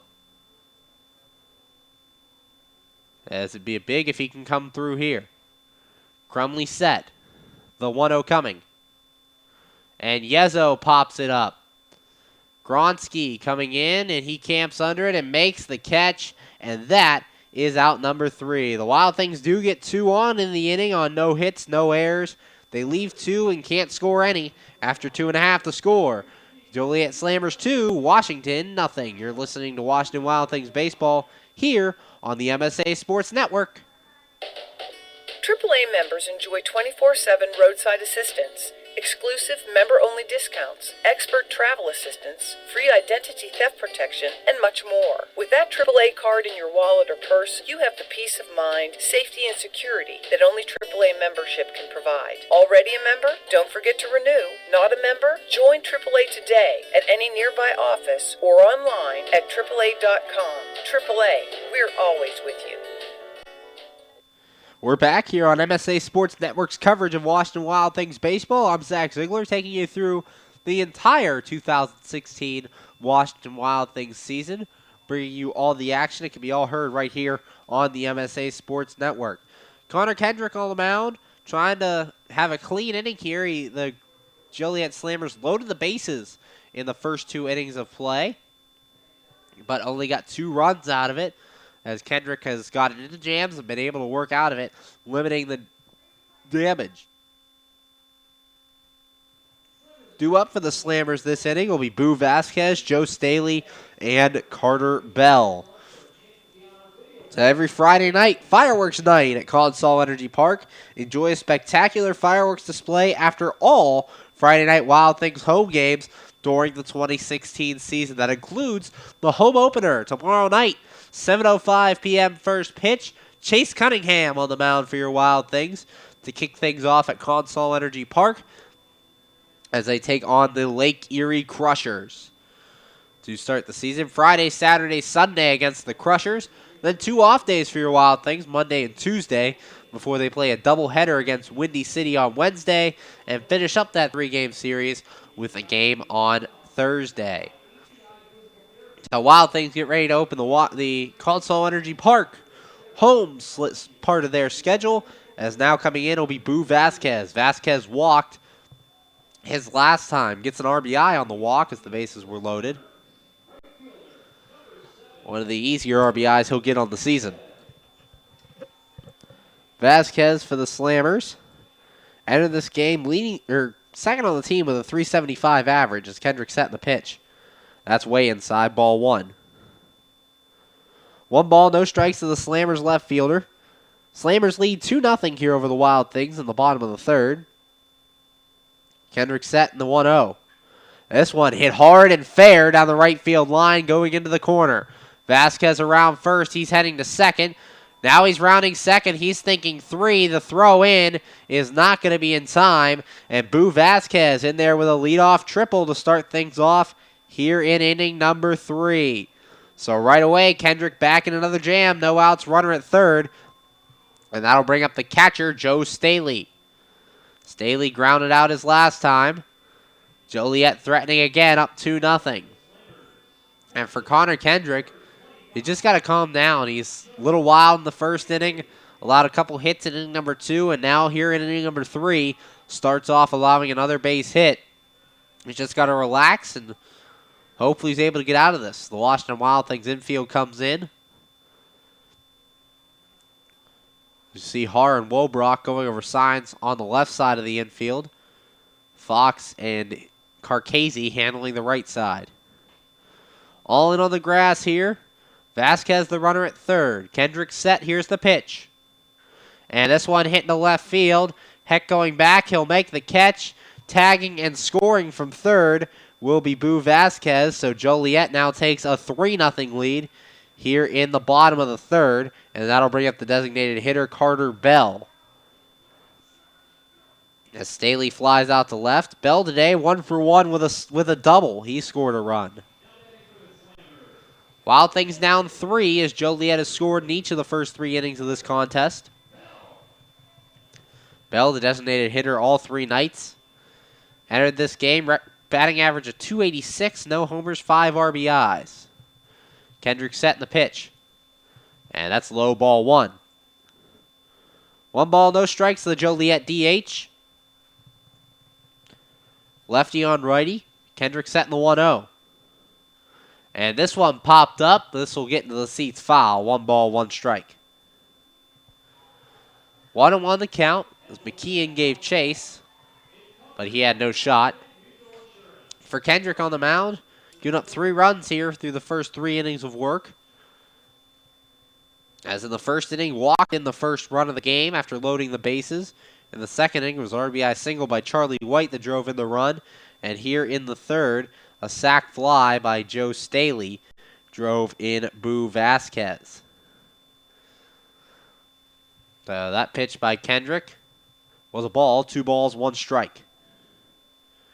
2-1 the count here, Wild Things down 3. Kendrick kicks and deals. This one's way inside, ball 3. 3 balls, 1 strike to count, 1 out. On deck for Joliet will be Phil Bates, the left fielder.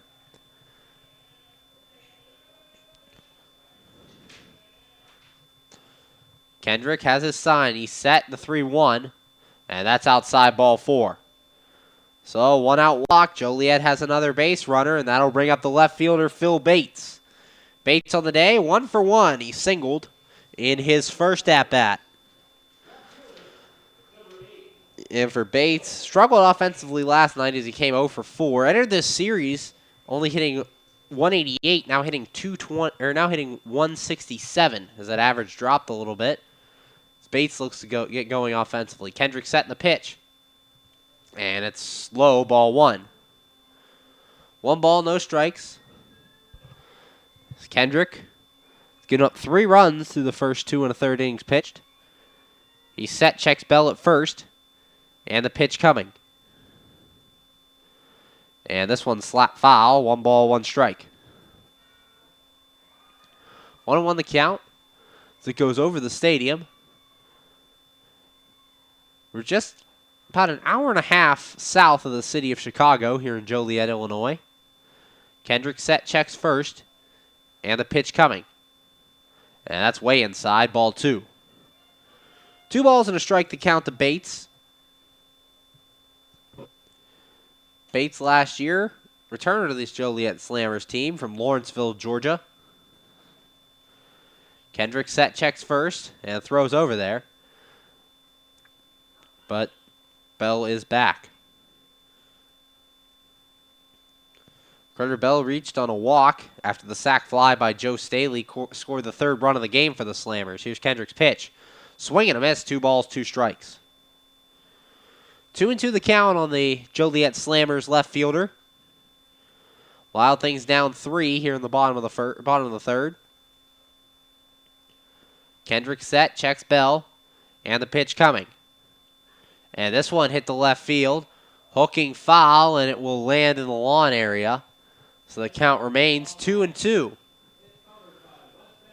2 balls, 2 strikes, 1 out. Connor Kendrick on the mound, his 2nd start of the year. Got roughed up in his first outing, gave up 5 runs there. Has already given up 3 runs in this contest. Kendrick looks in, has his sign. He's set, and the 2-2 coming. And this one's inside, ball 3.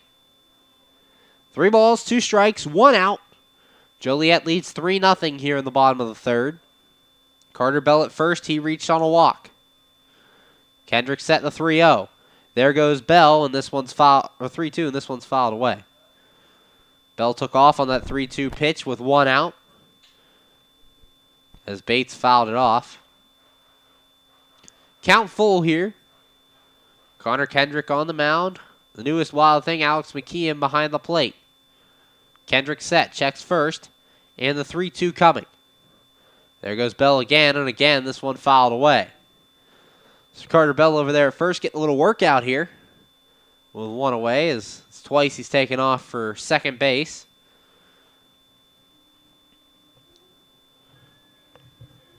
Kendrick stares into McKeon, has his sign. He's set, and the 3-2 coming. And this ball popped up. Boston Wobrock and Brian Harr looking for it. Harr will call him off and make the catch. That is out number 2. So 2 away here in the bottom of the third, and that'll bring up the center fielder Charlie White, 1 for 2 with a single and an RBI. White's batted in all 3 innings for Joliet as they're up 3-0. They have a runner at first here with 2 away. Kendrick has given up a lone run in each inning today.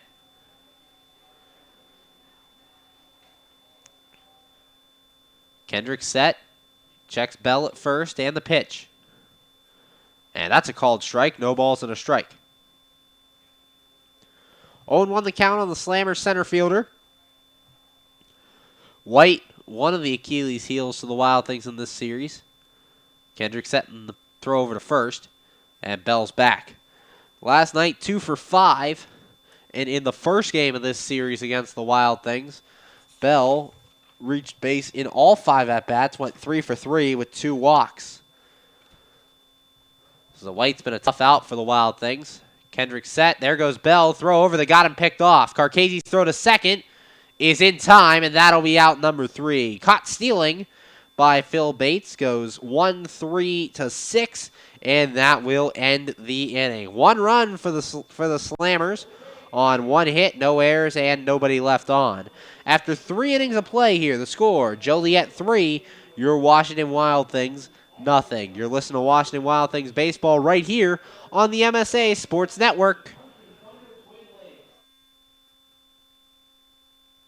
Hi, this is Hines Ward. If you're a high school sports fan, the place to go all year round is the MSA Sports Network. Log on every day to www.msasports.net for the schedules, the scores, the standings, the rankings, and of course, all of the broadcasts includes exclusive Whitfield playoffs and championship action. Anytime, anywhere, always there, the MSA Sports Network. We're back here on the MSA Sports Network's coverage of Washington Wild Things baseball. The Joliet Slammers currently lead your Wild Things by a score of 3-0. And for Luke Crumley, since getting in the jam in the first inning where he loaded the bases, he's been pretty good on the mound. Retired the Wild Things in 4 batters in the second and faced 5 in the third. The Wild Things have had a base runner on in every inning, but have left 6 men on base through the first 3 innings of this game. So tonight, we saw, as we talked about earlier in the show, more Wild Things getting on base. However, now they're not taking opportunities and driving them in. So for the Wild Things, if they get men on base now, they got to work on scoring them. Due up for the Wild Things this half inning. 7, 8, and 9. Scott Carcasi, Alex McKeon, and Justin Fox. As Crumley finishes his warm-up tosses out there on the mound. On Saturday, May 21st, the first 1,000 fans to the park will receive a T-shirt courtesy of Mylan Labs. Gates open at 6 p.m., so be sure to get there early. That'll be the second game of the 3-game series with the Lake Erie Crushers at Consol Energy Park. Opening series for the Wild Things as they get ready to open the home slate of this 2016 schedule. A 3-game series against the Lake Erie Crushers at home, followed by 2 days off and a doubleheader on Wednesday against the Windy City Thunderbolts, and the next Thursday we'll wrap up that 3-game series with the Thunderbolts. All those games can be heard right here on the MSA Sports Network. I'm Zach Ziegler. Currently from Silver Cross Field as Carcasi steps in. 0 for 1. He struck out in his first at-bat. Carcasi playing first base tonight. Designated hitter in last night's game. The pitch, called strike. No balls and a strike. 0-1 the count here in the top of the fourth. Wild Things down 3. Crumley set in the 0-1.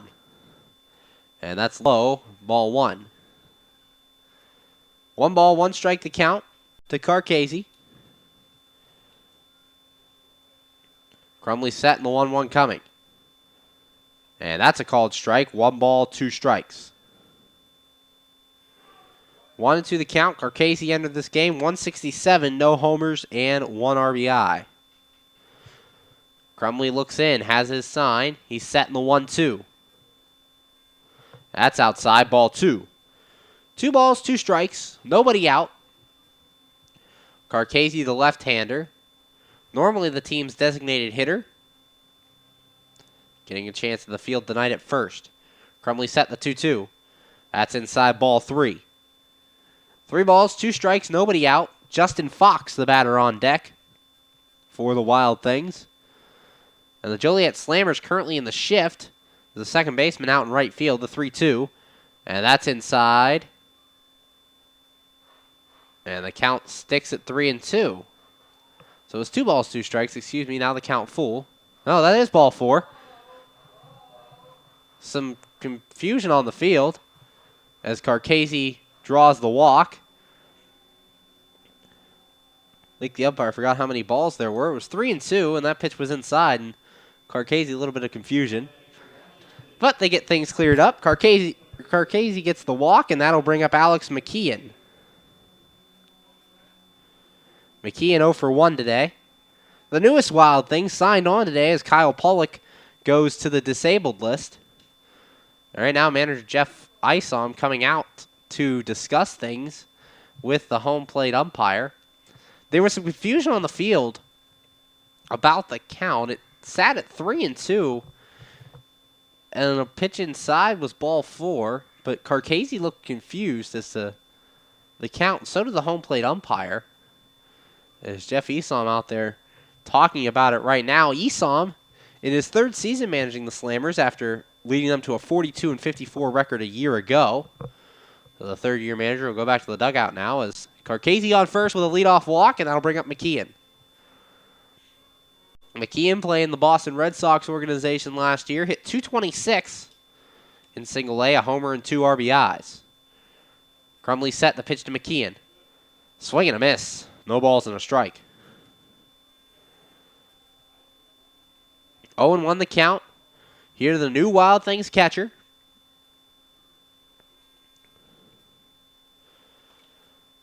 McKeon, the Tarrytown, New York native.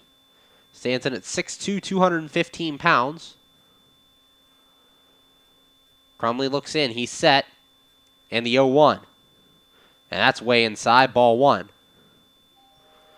1 ball, 1 strike. It's that one up near McKeon's chin. Give him some sweet chin music. Carcasey, the runner at first. Crumley set.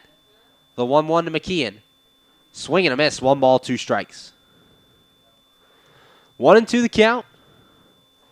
No outs here in the top of the 4th. Wild Things down 3.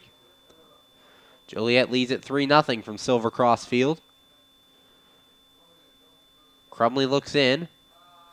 Has his sign. He's set, checks first, and steps off. Doesn't like what he sees.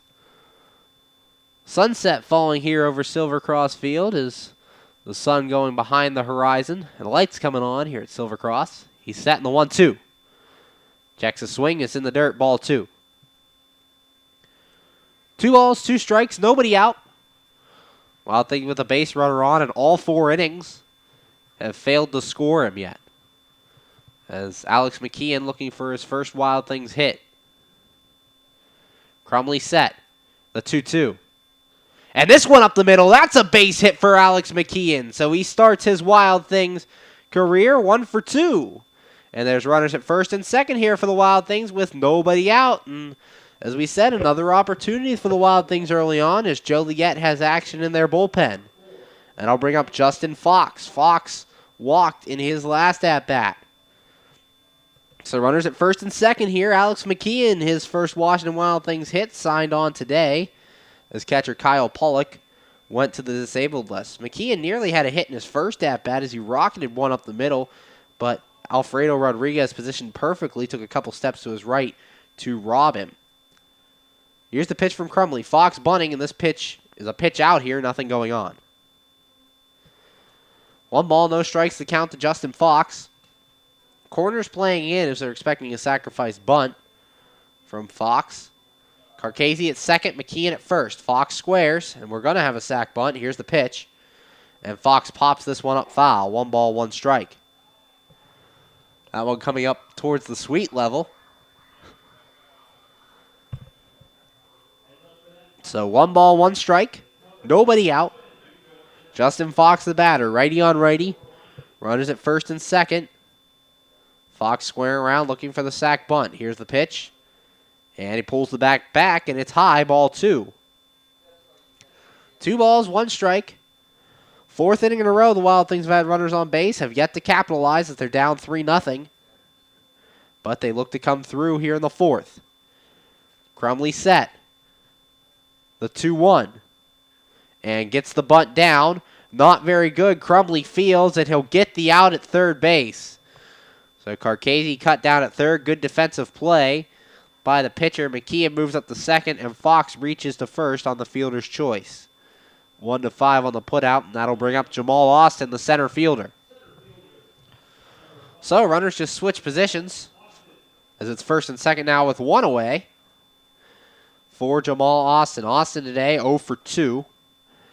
Had a 4-game hitting streak snapped in yesterday's contest. Righty on righty, Crumley set. Looks in, kicks and deals. And it's a called strike. Just on the outside corner, no balls and a strike. 0-1 the count, 1 away, runners at first and second. So Crumley set, and the 0-1 coming. And swung on and missed. No balls, 2 strikes. That one looked high from up here, just above the letters. Austin trying to make something happen offensively. 2 on for the Wild Things, 1 out. As the righty stares down, gets his sign from Staley. He's set, checks McKeon at second.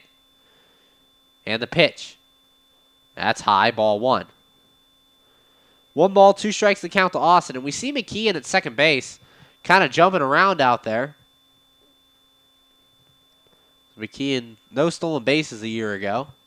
Just trying to distract Crumley on the mound. Here's the pitch. And that's high, ball 2. Ball gets away from the catcher. McKeon trying to move up to third. And now the throw to second is high. And Fox thought about going, but then didn't advance. So McKeon moves up to third here. First and third with 1 away. Smart move by Alex McKeon. Justin Fox, a little delay. The throw, if it was on target, might have beat him. But the throw to second by Staley ended up being high. Fox second-guessed going and got back to first. So runners are at first and third here. 1 away. 2-2 the count to the center fielder, Austin. Crumley set. Checks McKeon at third. Here's the pitch. Swing and a miss. And Jamal Austin strikes out, and that's out number 2. It'll bring up Austin Wobrock. Wobrock today 0 for 2. Flew out in both at-bats. This Wild Things trying to capitalize here with runners on. Wobrock, the Wild Things shortstop, 0 for 2. Looking to come through. Had 31 RBIs a year ago for these Wild Things. Crumley checks third, the pitch. And Wobrock fouls this one off. No balls and a strike. Wild Things have had runners on in all 4 innings, have yet to capitalize. Look to do so here. No runs, 2 hits for the Wild Things. 3 runs, 6 hits for the Slammers. Crumley looks in, has his sign, checks McKeon at third. Here's the pitch. That's high, ball 1. 1 ball, 1 strike. And 2 away here in the top of the 4th. Crumley set, checks McKeon at third. And the pitch. And that's low, ball 2. 2 balls and a strike. And out on deck for the Wild Things is Grant Fink. As Brian Hard, the number 3 hitter. The Fink on deck, looking to pinch hit here. Crumley set the 2-1. That's a called strike on the inside corner. 2 balls, 2 strikes. 2-2, 2 away. Runners at first and third for the Wild Things. They're down 3 as Joliet leads 3-0. Crumley set the 2-2. And that's inside. Nice block by Staley behind the plate. Count goes full, 3-2 to Wobrock. 3 balls, 2 strikes, 2 outs. Wild Things down 3-0 to the Joliet Slammers here at Silver Cross Field. Crumley looks into Staley. Has his sign. He's set. Checks McKeon at third. The pitch coming. And this one grounded to third base. Gronsky fields it on the hop. Throw on to first. And it's dropped. So a run will score. McKeon comes in from third. Wobrock reaches on the air by Gronsky at third base. And the score is now 3-1. That was a pretty routine bouncing ball over to third base. And Gronsky's throw to first just a little low. And Flores couldn't handle it. And for the Wild Things, it will be Grant Fink batting for Brian Haar. So McKeon scores. Score goes to 3-1. Wild Things now trail by 2. As Grant Fink comes to the plate. Fink played in last night's game. He went 0 for 4 with 2 strikeouts. So Joliet will make a pitching change, so we will take a break here on the MSA Sports Network. You're listening to Washington Wild Things Baseball. Currently score, Joliet 3, Washington 1.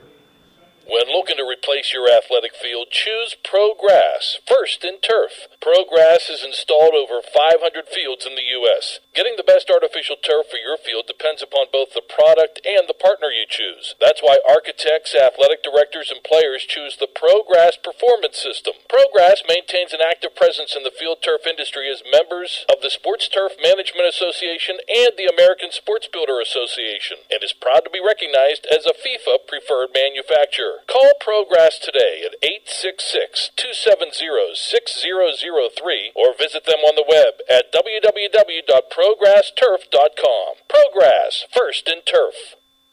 Be sure to check out MSASports.net every day this spring for the scores, the daily standings, and the weekly rankings, plus daily high school sports broadcasts as well. In May, we will have exclusive coverage of the WPIAL baseball and softball playoffs, the WPIAL Boys Volleyball and Tennis Championships, and the WPIAL Boys and Girls Track and Lacrosse Championships. Anytime, anywhere, always there, every day this spring on the MSA Sports Network. We're back here on the MSA Sports coverage of Washington Wild Things Baseball. Washington gets their first run here in the top of the fourth, down 3-1 to the Joliet Slammers as Scott Carcasi started the inning off with a walk, followed by Alex McKeon's first base hit as a Washington Wild Thing. Then a sacrifice bunt attempt gone wrong for Justin Fox. He had runners at first and second with 1 away. Jamal Austin struck out, and Austin Wobrock drove in, or didn't get the RBI, but reached on an error by third baseman Jake Gronsky that allowed the first run of the game to score for the Wild Things. Alex McKeon came in, 3-1 the score. And Grant Fink will step in, pinch hitting for Brian Haar here in the top of the fourth. Fink, as we said, 0 for 4 in yesterday's ball game, looking to turn things around offensively for him. Fink comes into this game hitting 125, no homers and an RBI. The runner at second is Fox. The runner at first, Wobrock. Righty on righty, the new pitcher Tyler Levine for Joliet, facing Grant Fink. Levine setting his first pitch. Fink swings and misses. No balls and a strike. 0-1 the count. 3-1 Joliet leads.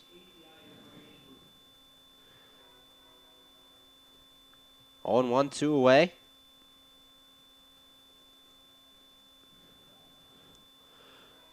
As Levine looks in, he has his sign. He's set. And the 0-1. And Fink checks his swing, but it's inside ball 1. 1 ball, 1 strike to count. For Levine, his second appearance here in 2016, through 2 innings in his first outing, gave up 1 hit and struck out 3 batters. 1-1, and Levine calls time as he wants to talk to his catcher Staley. 3-1 the score here between the Joliet Slammers and your Washington Wild Things. The upcoming schedule for the Wild Things, they return home tomorrow night to Consol Energy Park for opening day against the Lake Erie Crushers, 7:05 p.m. first pitch there for your Wild Things. Games Friday and Saturday are at 7:05, the Sunday game at 5:05. Then 2 off days, a doubleheader against Windy City starting at 6:05 on Wednesday the 26th. And next Thursday we'll round out that 3-game series with Windy City before the team travels to Schaumburg for a 3-game series against the Boomers. Levine checks second the pitch. That's inside ball 2. 2 balls and a strike to Grant Fink. Pinch hitting here for Brian Haar. Haar finishes the day 0 for 1 with a walk. Reached base in both at-bats. Levine set. And the 2-1. And Fink watches a strike at the letters. 2 balls, 2 strikes. 2-2, 2 outs. 3-1 the score. Joliet leads. Fox, the runner at second. He reached on a failed sac bunt attempt. And Wobrock at first, reaching on the error. Levine has his sign. Checks second, the 2-2. And Fink fouls this one off. Count remains 2 balls, 2 strikes. Hitting off the glass here in the press box. 2 balls, 2 strikes, 2 outs. Joliet leads 3-1 over your Wild Things. Game 3 of this 3-game series from Silver Cross Field. I'm Zach Ziegler. Levine, the right-hander, versus Fink, the right-hander. Levine set, the 2-2. And a called strike 3 as Fink watches that one on the outside corner, and that's out number 3. But the Wild Things get their first run of the game on 1 hit, no errors, and 2 men left on base.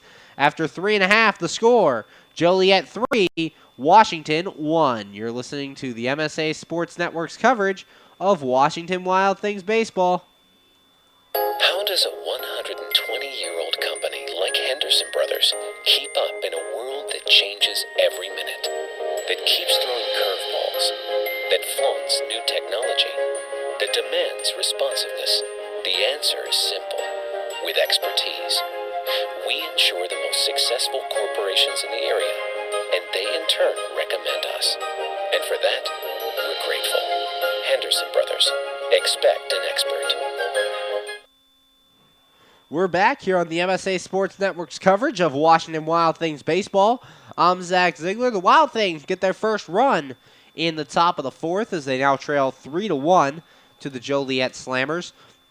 Things started in the 4th with a leadoff walk by Scott Carcasey and the first hit of the Wild Things career for Alex McKeon.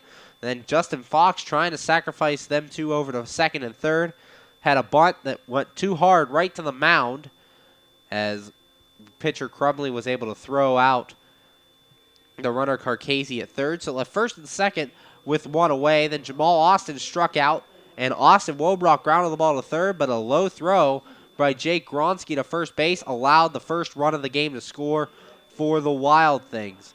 Then that was it for the starter for Joliet, Luke Crumley. His final line, 3 2/3 innings, 2 hits, 1 run, no earned, 2 strikeouts, and 5 walks. He was relieved by Tyler Levine. Levine got the last out of the inning by striking out Grant Fink.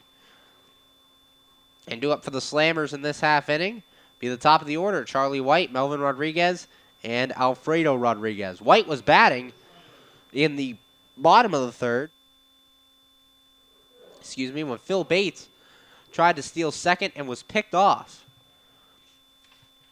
Grant Fink will stay in the game to play third base for Brian Haar. He pinched hit for him in last inning. Here's Kendrick's pitch, and this ball is fouled off into the lawn area. No balls and a strike.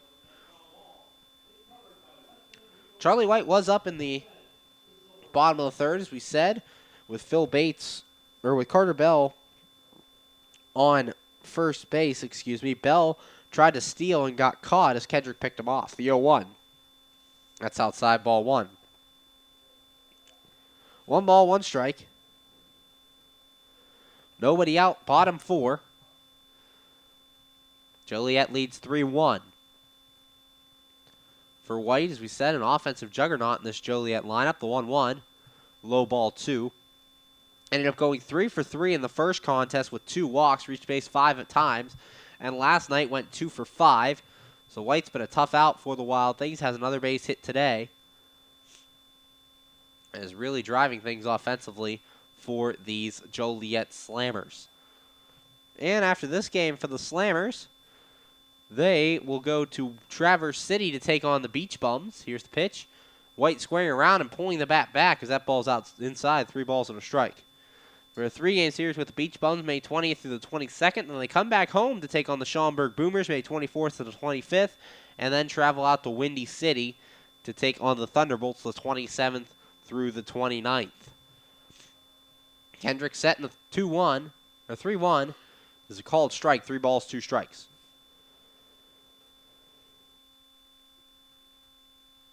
Three and 2, nobody out.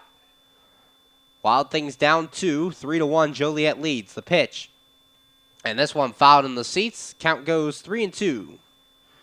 On deck for the Joliet Slammers will be Melvin Rodriguez, the second baseman. 3 balls, 2 strikes, no out from Joliet, Illinois. Game 3 of this 3-game series. Kendrick looks into McKeon. He's set. Here's the pitch, and that's outside, ball 4. So leadoff walk gives Joliet a base runner here in the 4th. Kendrick has allowed lone runs in the 1st, 2nd, and 3rd inning of this game, loading the bases in the 1st before walking in the 1st run of the contest. Charlie White, who just walked, drove in the 2nd run of the contest with an RBI single and a sac fly by Joe Staley in the 3rd inning after a leadoff triple by Boo Vasquez brought in run number 3. So now Kendrick facing Melvin Rodriguez. Here's the pitch, and that's high, ball 1. 1 ball, no strikes. Kendrick having trouble locating his pitches tonight as Greg Langman wants to go out and talk to his left-handed pitcher. We talked a little bit about Langman before.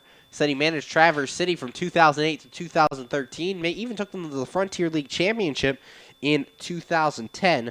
But before he managed in Frontier League Baseball, he managed in the Milwaukee Brewers organization or the Houston Astros organization, for 5 years. And the last 2 years of his career in Major League Baseball was spent with the Cleveland Indians. He managed the Major League replay coordinator for the Houston Astros. So he took a look at all the different replays and told the Astros manager whether or not to challenge the play. So Langman has some Major League experience. His playing career consisted of 8 years as a minor league pitcher with the Mets, Red Sox, and Brewers.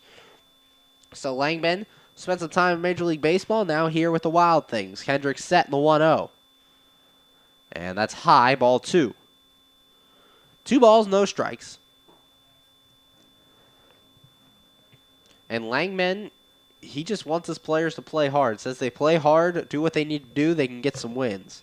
Kendrick throw over to first, and White's back. White reached after walking to begin this inning. And talking to Langman before the season started, he was really excited about the talent he got. He especially praised our guy on the pregame show, Brian O'Keefe. We interviewed him, that they signed him right out of Winter League ball as this ball's popped up on the infield. Wobrock under it, he makes the catch, and that's out number 1. But he was looking at O'Keefe right before Winter League ball, signed him right away before a lot of these Frontier League teams even had the chance to talk to him.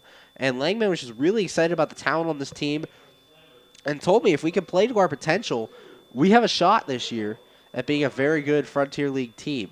So far, they sit at 2-3, not a terrible start to the 2016 season, but they're looking to get going, especially on the offensive side of the ball. This will bring up Alfredo Rodriguez. Rodriguez, 1 for 1, got hit by a pitch his last time as the throw over to first, and White's back. Joliet leads 3-1 here over your Washington Wild Things. Kendrick set. White is picked off. The throw by Carcasey to second is in time, and they got Charlie White, the second man that Connor Kendrick has picked off. As he got Charlie White going on first move, threw over to first. Carcasey completed the play, throwing to second to get the second out of the inning. So now 2 away here for Alfredo Rodriguez. Still no pitches thrown to Rodriguez. 1 for 1 on the day, as we said. Single and reached on a hit batsman. Kendrick's pitch. And that's a called strike. No balls and a strike. 0-1 the count to the Joliet shortstop. Alfredo, no relation to Melvin Rodriguez, the second baseman. Kendrick setting the 0-1. And that's a called strike, too. No balls, 2 strikes. Kendrick does have 1 strikeout on the day. Back in the second inning, he got Melvin Rodriguez swinging. He looks to get one here. Kendrick setting the 0-2. Swing and a miss. He struck him out on the ball in the dirt, and that will end the inning. So no runs, no hits, no errors, and nobody left on for the Slammers here in the 4th. After 4 innings of play, the score, Joliet 3, Washington 1. You're listening to Wild Things Baseball right here on the MSA Sports Network. PA Leadership Charter School is a proud sponsor of the Washington Wild Things. PALCS is a tuition-free online public school for K-12 students. PALCS can help your child hit a home run in their education through flexibility, student-to-teacher interaction, and socialization opportunities. Go to PALCS.org for more information. Go Wild Things! PA Leadership Charter School. Lead, don't follow.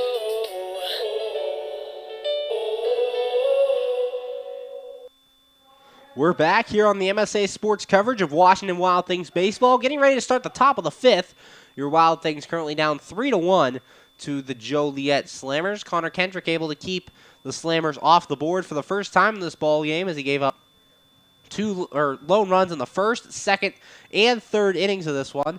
But able to get out of last inning as he allowed a leadoff walk to Charlie White. Then after a pop out by Melvin Rodriguez, he was able to pick off Charlie White at first base as he got him going on first move. Kendrick threw over to first. Carcasi completed the play by throwing to second, and then he ended the inning on a strikeout of Alfredo Rodriguez. Wild Things have had men on in all 4 innings in this contest, have only scored 1 run. They got it last inning after Scott Carcasi started things with a walk. Alex McKeon got his first hit as a Wild Thing as he got on, runners at first and second. Then Justin Fox tried to sacrifice men over to second and third, but the bunt was too hard. It was to the mound. Carcasi got thrown out at third, but men stayed on first and second with 1 away. Then the leadoff hitter Jamal Austin struck out, and it looked like Joliet was going to get out of it as Austin Wobrock hit a ground ball to third, but Jake Gronsky's throw was too low for Mark Flores to handle over at first base. It allowed McKeon to score and gave the Wild Things their first run of the game. Due up here for the Wild Things, Dave Popkins, Andrew Heck, and Jimmy Yezzo. Popkins leading things off in the cleanup hole, 1 for 1, doubled and walked today. The Wild Things looking to get the leadoff man on for the second inning in a row. Tyler Levine on the mound again. He got the final out in the last inning, striking out Grant Fink as he replaced Luke Crumley on the hill. Levine stares in, has his sign. He's set. And the pitch.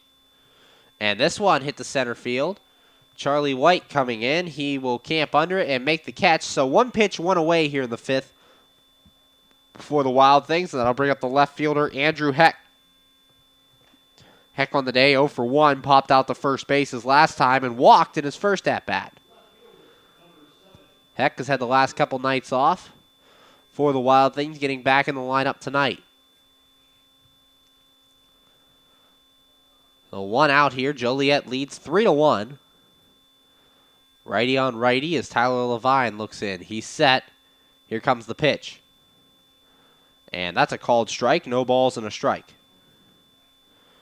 0-1 the count to Andrew Heck. The final line on Luke Crumley, the starter for Joliet. 3 2/3 innings, 2 hits, 1 run, no earned, 2 strikeouts to 5 walks. Levine set in the pitch. And that's low ball 1. 1 ball, 1 strike. Andrew Heck in his 4th season with the Washington Wild Things. Hit .299 a year ago. Levine set and the 1-1 coming. And this ball lined to center field. But it'll carry right out to Charlie White, and that'll be out number 2. That ball laced by Andrew Heck. Thought it was going to find a way to get down, but it doesn't. And that'll bring up the designated hitter, Jimmy Yezzo. Yezzo today, 0 for 2, grounded out to second and popped out to third. Yezzo, the team's normal first baseman, getting a shot at the DH tonight. Lefty on righty. It's Tyler Levine, the right-handed pitcher, standing at 6'0", 195 from East Meadow, New York. Here's the pitch, and low ball 1. 1 ball, no strikes to count to Yezo. Yezo hailing from Cherry Hill, New Jersey. So these two players rather close to each other on the geographic scale. Levine looks into Staley, has his sign. He's set, and the 1-0. That's outside ball 2. 2 balls, no strikes, 2 away for the Wild Things. They're down 3-1 to the Joliet Slammers in Game 3. They've dropped the first 2 games of this series, looking to salvage one here in the finale. Levine set the 2-0. And this one lined right at the second baseman, Melvin Rodriguez, makes a nice play, and that's out number 3. 1-2-3 go your Wild Things here in the 5th, and after 4.5 the score, Joliet 3, Washington 1. You're listening to Wild Things Baseball right here on the MSA Sports Network. AAA members enjoy 24/7 roadside assistance, exclusive member-only discounts, expert travel assistance, free identity theft protection, and much more. With that AAA card in your wallet or purse, you have the peace of mind, safety, and security that only AAA membership can provide. Already a member? Don't forget to renew. Not a member? Join AAA today at any nearby office or online at AAA.com. AAA, we're always with you. We're back here on the MSA Sports Network's coverage of Washington Wild Things baseball this 2016 season. Wild Things currently down 3-1 to the Joliet Slammers here at Silver Cross Field. Wild Things went 1-2-3 in the last inning. Couple of very hard-hit balls as Andrew Heck lined one right to the right fielder Charlie White, and Jimmy Yezo robbed of his second hit of the season as he lined out to Melvin Rodriguez at second base. Connor Kendrick out there, his 5th inning of work. His cleanest inning was last inning. After allowing the leadoff walk to Charlie White, he got Melvin Rodriguez to pop out and then picked off Charlie White at first base. He tried to steal second. Scott Carcasi completed that play by throwing to Justin Fox at second base. And then he got Alfredo Rodriguez to strike out to end the inning. So only 3 runs given up by Kendrick to this point, but it could have been a lot worse as he loaded the bases in the first and second inning, only allowing 1 run in those innings, and allowing a run in the third after allowing a leadoff triple to Boo Vasquez, followed by a sac fly by Joe Staley. Due up for the Joliet Slammers here in this half inning, Mark Flores, Jake Gronsky, Boo Vasquez, 4, 5, and 6. So Kendrick will be asked to go right through the middle of this lineup. No action still in the Wild Things bullpen, as they're staying pretty quiet out there and letting Kendrick throw his game. For Kendrick, last time out, he gave up 5 runs against the Gateway Grizzlies in the second game of the season. And after that rough first start, he's kind of settled down here. As last inning, only 1 full count, didn't throw a ball after that, as he got Rodriguez and Alfredo, both Rodriguez's, to get out on 0-2 counts. So Mark Flores steps in here. Joliet up 3-1, and Flores 0 for 2 today. Been neutralized, as in the first 2 games he was a thorn in the Wild Things side, going 2 for 2, reaching base 4 times last night and driving in 3 of the team's 5 runs. Kendrick set in the first pitch. Swing and a miss by Flores, no balls and a strike. 0-1 the count in this 3-1 game between the Joliet Slammers and your Washington Wild Things. Kendrick set in the 0-1 coming. And that's low, ball 1. 1 ball, 1 strike. For the Wild Things, they get on a bus tonight, travel back to Washington for the home opener tomorrow at Consol Energy Park. Can be heard right here on MSA Sports Network. 7:05 first pitch. The 1-1. This one grounded to short. Wobrock will handle it. He'll throw on to first, and that is out number 1. So 3 pitches and 1 away here in the 5th inning, and that'll bring up the third baseman, Jake Gronsky. Gronsky, a part of the Wild Things' only run on the night, as he committed a throwing error on a ground ball by Austin Wobrock that allowed Alex McKean to score from third base. Gronsky steps up at the plate today. He's 0 for 1, walked in his first at-bat. Connor Kendrick facing him down. Lefty on righty, he's set, and the pitch coming. And that's a ball. 1 ball, no strikes. 1-0 count. Gronsky looking to get going for the Joliet Slammers. Kendrick setting the pitch. And this one, line drive. Nice diving catch by Justin by Justin Fox at second base. Oh, baby, what a play. A very hard hit ball by Jake Gronsky. Fox ranges 2 steps to his right and lays out and makes an incredible catch, robbing Jake Gronsky for out number 2. That'll bring up the right fielder, Boo Vasquez, 1 for 1 with a triple and an RBI. He walked in his first at-bat with the bases loaded. So with 2 away, Kendrick set in the first pitch. Is a called strike on the outside corner, no balls and a strike. 0-1 the count, 2 away. Joliet leads 3-1. Kendrick set. The 0-1. And that's low, ball 1. 1 ball, 1 strike. But Justin Fox on that last play possibly saved extra bases. That ball was ticketed for right center field. Very good reaction over there by Fox, taking 2 steps to his right and making the diving play. Kendrick setting that pitch inside, ball 2. 2 balls, 1 strike. Justin Fox getting his second start of the year out there at second base. Filling in for John Zizniewski. Kendrick set the 2-1. And this one lined to right field. Popkins coming in. He dives. He can't get it. It gets by him. He regains, and he'll throw into second and causes Vasquez to stay at first. So a nice defensive recovery there by Dave Popkins as he dives. Not able to make the play, but is able to recover quickly and hold Vasquez to a single. So the runner on here, 2 outs for Joliet, and that'll bring up the catcher, Joe Staley. Joliet leads this one 3-1.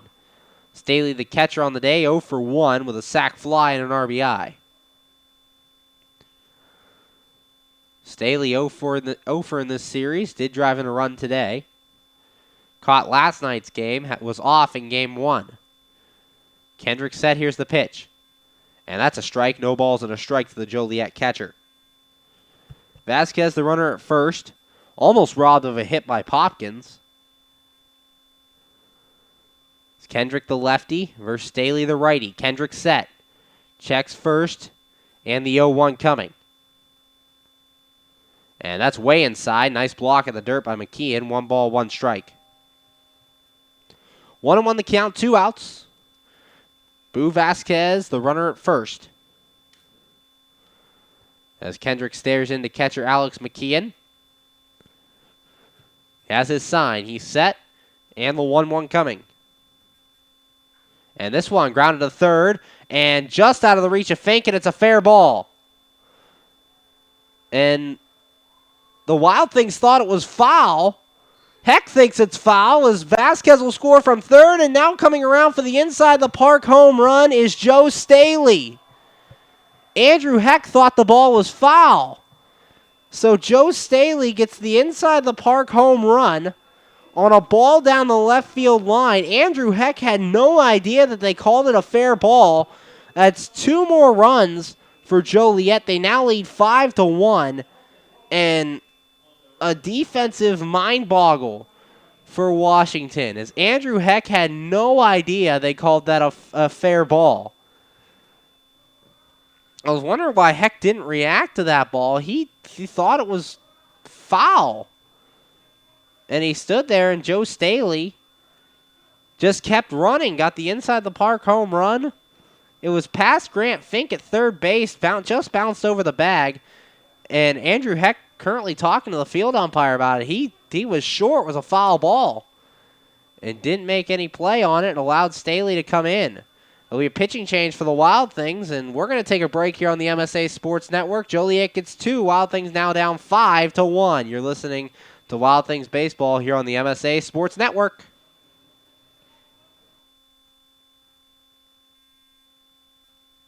Hi, this is Hines Ward. If you're a high school sports fan, the place to go all year round is the MSA Sports Network. Log on every day to www.msasports.net for the schedules, the scores, the standings, the rankings, and of course, all of the broadcasts includes exclusive Whitfield playoffs and championship action.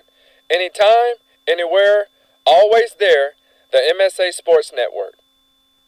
When looking to replace your athletic field, choose ProGrass, first in turf. ProGrass is installed over 500 fields in the U.S. Getting the best artificial turf for your field depends upon both the product and the partner you choose. That's why architects, athletic directors, and players choose the ProGrass Performance System. ProGrass maintains an active presence in the field turf industry as members of the Sports Turf Management Association and the American Sports Builder Association, and is proud to be recognized as a FIFA preferred manufacturer. Call ProGrass today at 866-270-6003 or visit them on the web at www.progressturf.com. ProGrass, first in turf.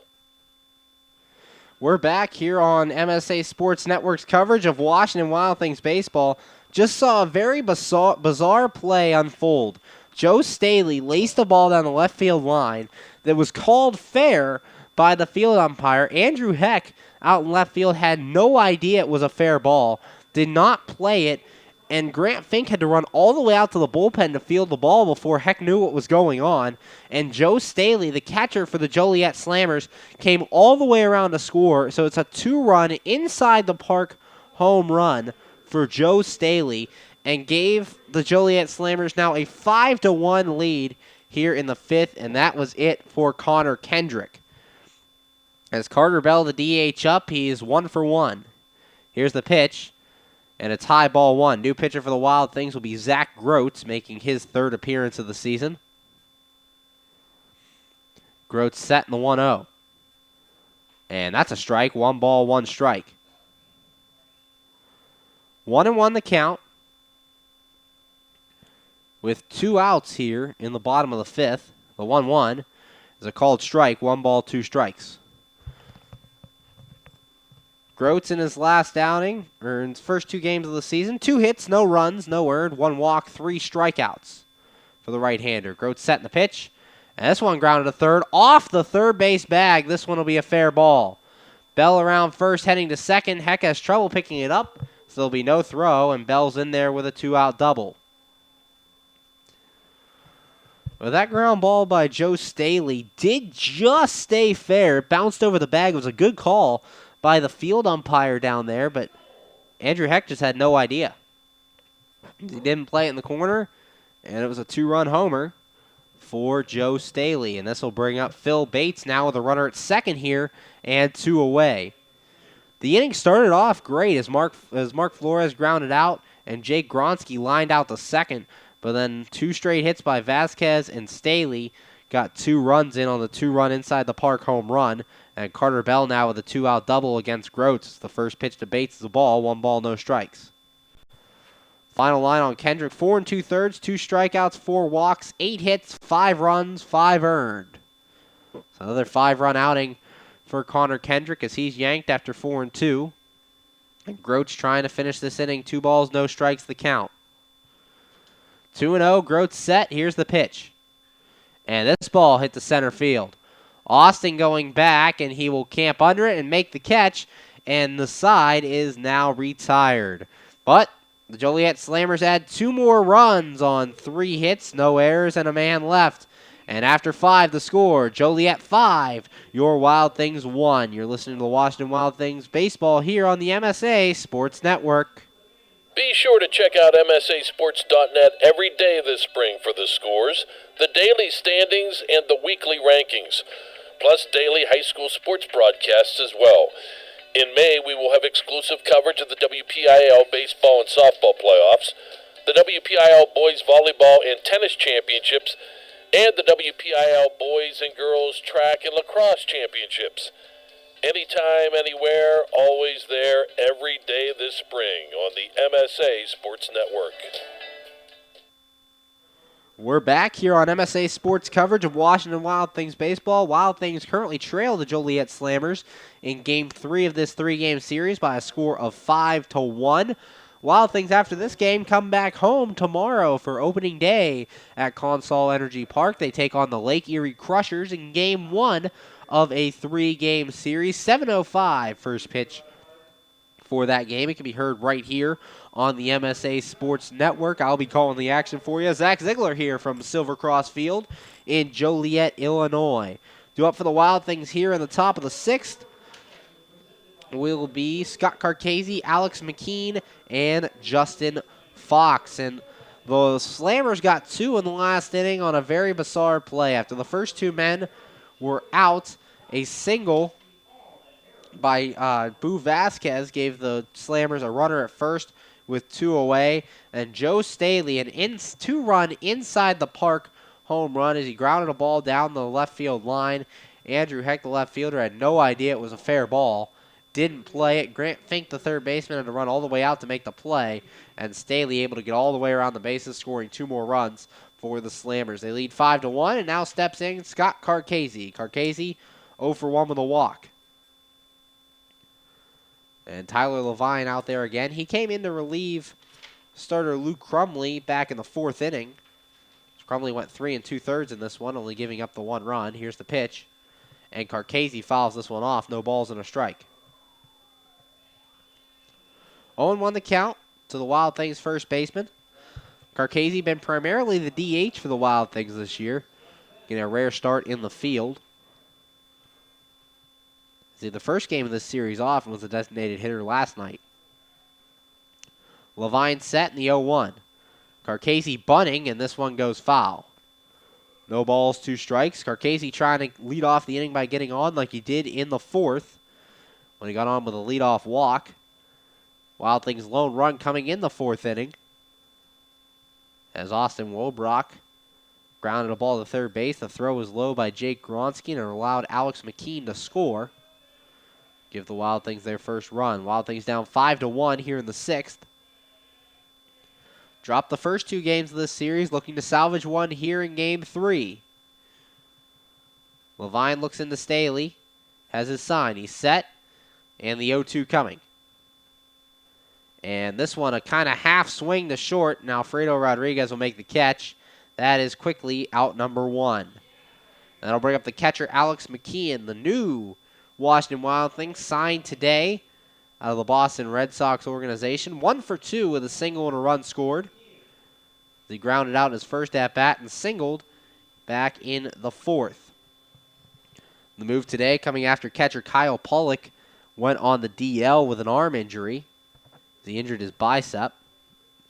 So McKeon, the right-handed batter, as we said, played in the Boston Red Sox organization a year ago for the single-A Greenville Drive. Righty on righty. Levine looks in, has his sign, he's set. And the pitch to McKean. And it's low, ball 1. 1 ball, no strikes. 1 out here in the top of the 6th. Wild Things down 5-1. As McKean digs in. Levine looking in. He has his sign, he's set. And the 1-0. And that's inside, ball 2. 2 balls, no strikes, 1 out. To the Wild Things' new catcher, McKeon. McKeon only played in 11 games last year. Had 31 at-bats, 7 hits. Levine set, the 2-0. Swing and a miss, 2 balls and a strike. 2-1 the count on the Wild Things catcher. We said Wild Things dropped the first 2 games of the series. Took 2 of 3 from the Gateway Grizzlies to start the road trip. This is the last day of the 7-day road trip. Here's a 2-1. And that's a called strike. 2 balls, 2 strikes. Wild Things come home for a week tomorrow. They take on the Lake Erie Crushers Friday, Saturday, Sunday. Off days Monday and Tuesday. And then 3 games against the Windy City Thunderbolts in 2 days. A doubleheader on Wednesday and Game 3 next Thursday. Here's the pitch.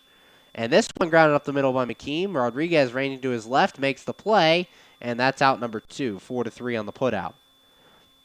So McKean's hit 3 balls very hard up the middle, 1 going into center field for a base hit, and twice has had hits taken away by Melvin Rodriguez and Alfredo Rodriguez out there in the middle of the field. So this will bring up Justin Fox. Fox 0 for 1. As he tried to sack bunt his last time, was unsuccessful, and reached on a walk in his first at-bat. Fox in his 2nd game of the season at second base. Levine set the pitch. And it's low, ball 1. 1 ball, no strikes to count to Fox, the second baseman for the Wild Things. Wild Things currently in their 16th season of Frontier League play, founded back in 2001. Levine setting the 1-0. And Fox pops this one up. Gronsky calling everyone off just beyond the third base bag, and he'll make the catch. That's out number 3. 1-2-3 go the Wild Things here in the 6th. And after 5.5, the score, Joliet 5, Washington 1. You're listening to MSA Sports Network's coverage of Washington Wild Things baseball. PA Leadership Charter School is a proud sponsor of the Washington Wild Things. PALCS is a tuition-free online public school for K-12 students. PALCS can help your child hit a home run in their education through flexibility, student-to-teacher interaction, and socialization opportunities. Go to PALCS.org for more information. Go Wild Things! PA Leadership Charter School. Lead, don't follow.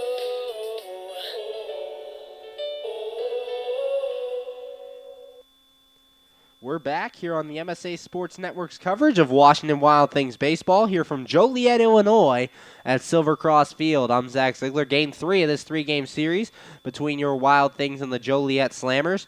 Wild Things currently down 5-1. Zach Groats back out for another inning of work. Groats came in to relieve Kendrick after the two-run inside the park homer by Joe Staley in the bottom of the 5th. He allowed a double to Carter Bell and then got Phil Bates to fly out to center to end the inning. So Groats back out on the mound. Due up for the Slammers in this half inning will be the 1-2-3 hitters, Charlie White, Melvin Rodriguez, and Alfredo Rodriguez. Last 2 innings, Wild Things have gone 1-2-3 as they look to play good defense in the field and keep this score right where it is. Brian Harr originally started this game at third base. Grant Fink manning that position now for the last 2 innings. His first appearance at third base, and so far he's done pretty well. Tried to make a diving play on that inside the park home run. Just couldn't reach it. It was out of his reach, just beyond the tip of his glove. So far manning third base pretty well out there, as he will continue to play there for the rest of the night. And Charlie White will step in. White 1 for 2, with a single and a walk. He was picked off first the last time he was on base. So, Slammers up 5-1 here in the bottom of the 6th. Game 3 of this 3-game series. Getaway day for the Wild Things. They'll take a bus to Washington tonight right after the game.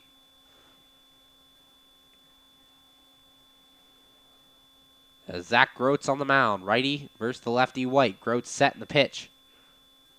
And that's a ball. 1 ball, no strikes. 1-0 the count to the Joliet leadoff man. White, as we said, having a good series against the Wild Things as Groats setting the 1-0. And it's low, ball 2. 2 balls, no strikes. Nobody out here in the bottom of the 6th. Zach Groats, his 3rd appearance of the 2016 season. He's set in the 2-0. And this one fouled back, 2 balls and a strike. Groats pitched in the Houston Astros organization a year ago in Single A. Signed on by the Wild Things this offseason.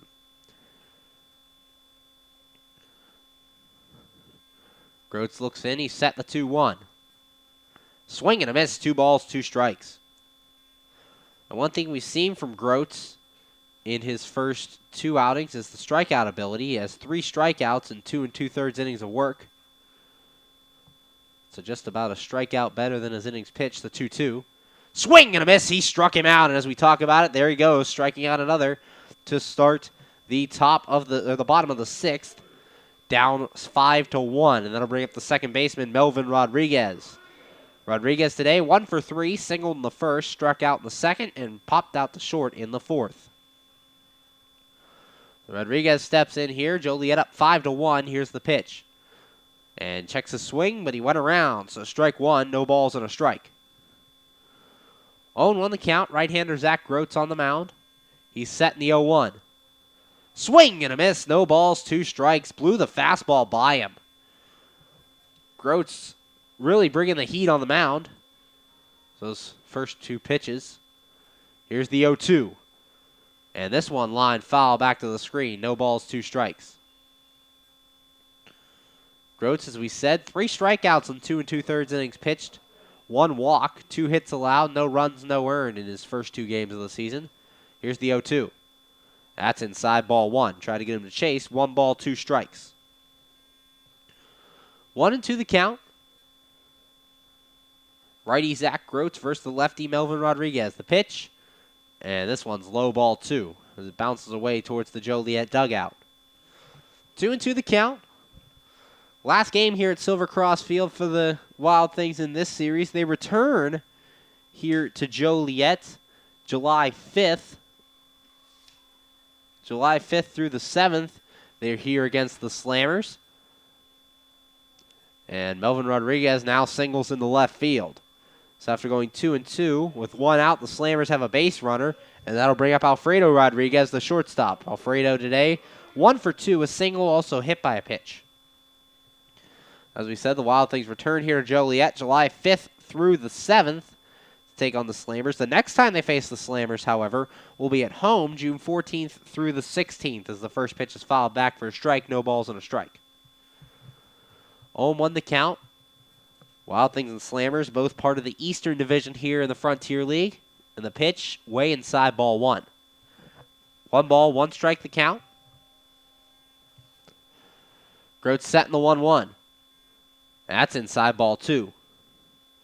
2 balls, 1 strike the count here to Alfredo Rodriguez. Bottom of the 6th, Joliet leads 5-1 over your Wild Things.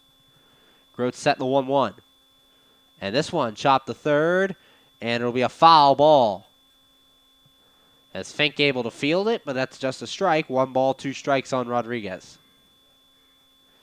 Melvin Rodriguez at first after he singled with 1 out. The inning started with a strikeout of Charlie White, the center fielder. So Alfredo Rodriguez back in there against the righty Groats. Groats set. Here's the 2-2. That's in the dirt, ball 3. 3 balls, 2 strikes. Mark Flores on deck for the Joliet Slammers. Groats looking to get Alfredo here. Here's the pitch. And grounded to third. Diving stop by Grant Fink to his feet. The throw to first. What a play! Grant Fink diving to his right, and that's out number 3 as Melvin Rodriguez was picked out the play before. But Grant Fink, a diving play, outstretched to his left, does a great job of retiring the side. No runs, 1 hit, no errors, and nobody left on base.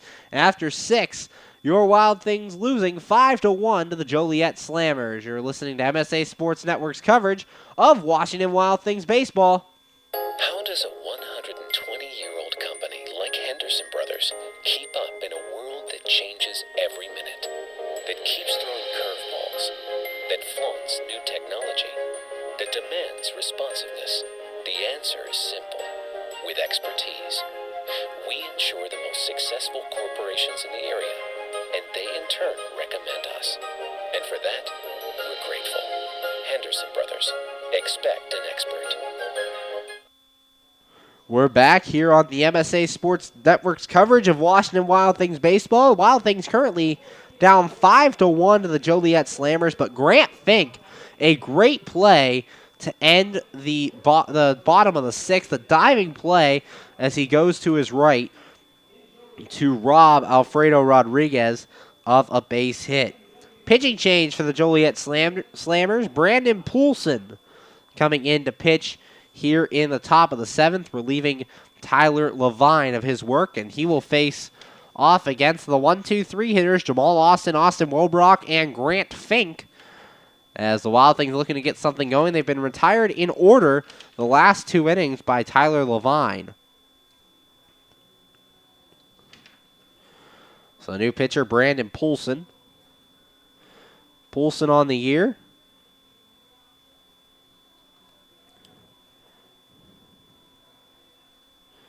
Is appearing in his 2nd game for the Joliet Slammers.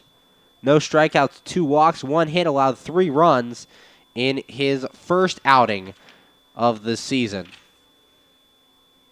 So 1-2-3 due up for the Washington Wild Things here in the top of the 7th. Jamal Austin, Austin Wobrock, and Grant Fink. Final line on Tyler Levine, 2 1/3 innings pitched, no runs, no hits, no walks, 1 strikeout. So see if the Wild Things can get something going against Brandon Poulsen. They had a couple opportunities early on in the first 4 innings as they had men reach in each of those. They even had the bases loaded in inning number 1 as And then Brian Harr reached on an error, a double by Dave Popkins, and a walk by Andrew Heck. Had them set up, but with 2 outs, Jimmy Yezzo grounded out the second to end that threat. Then in the third inning, they had runners at first and second with 1 out after 2 walks to Harr and Popkins, and 2 pop-outs ended that threat. The Wild Things did score in the fourth, however, as a walk to Scott Carcasey, a single by Alex McKeon, a failed sack bunt, had runners at first and second, and Austin Wobrock, with runners at second and third, hit a ground ball to third base. It wasn't handled over there as the throw to first was low, and McKeon came in to score the first run of the ball game for the Wild Things. Wild Things down 5-1. Jamal Austin steps in. Austin 0 for 3 with a strikeout today. Poulsen set, and the pitch. And that's a strike. No balls and a strike. Nice slider there by Poulsen as it started on the inside part of the plate and just curved in and got that inside corner. No balls, 1 strike.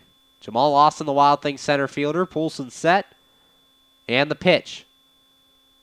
That's way inside, ball 1. 1 ball, 1 strike to Jamal Austin. And Poulsen out there, a very high leg kick on the mound. He brings his knee up, then extends his leg before bringing it back and throwing the pitch. Poulsen set in the 1-1. And that's outside, ball 2. Looks eerily similar to Bronson Arroyo's windup, where you see the fully extended leg before he throws his pitch. Bronson Arroyo, the former Cincinnati Reds pitcher. 2 balls, 1 strike to count to Austin. Poulsen set, the 2-1 coming. And check swing, but this pitch is high, ball 3. 3 balls, 1 strike to count to the Wild Things center fielder. Top of the 7th, Wild Things down 5-1. As Austin Wobrock, the shortstop, on deck. 3 balls and a strike to Austin. Righty on righty, Poulsen looks in. He's set, and the 3-1. And this is inside, ball 4. So Jamal Austin reaches base. Six games in a row he's reached base for the Washington Wild Things, as he walks to lead off the 7th, and that'll bring up the shortstop, Austin Wobrock. Wobrock today, 0 for 3, reached on an error back in the 4th, and that scored the first run of the game for these Washington Wild Things. So Wobrock looking to get something going. Jamal Austin at first is a speed threat. Stole a base in yesterday's game after he walked. Had 9 steals last season for the Sussex County Miners. Poulsen set.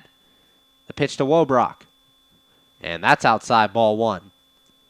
1 ball, no strikes. Wild Things down 4 here in the 7th, as they look to rally back against the Joliet Slammers.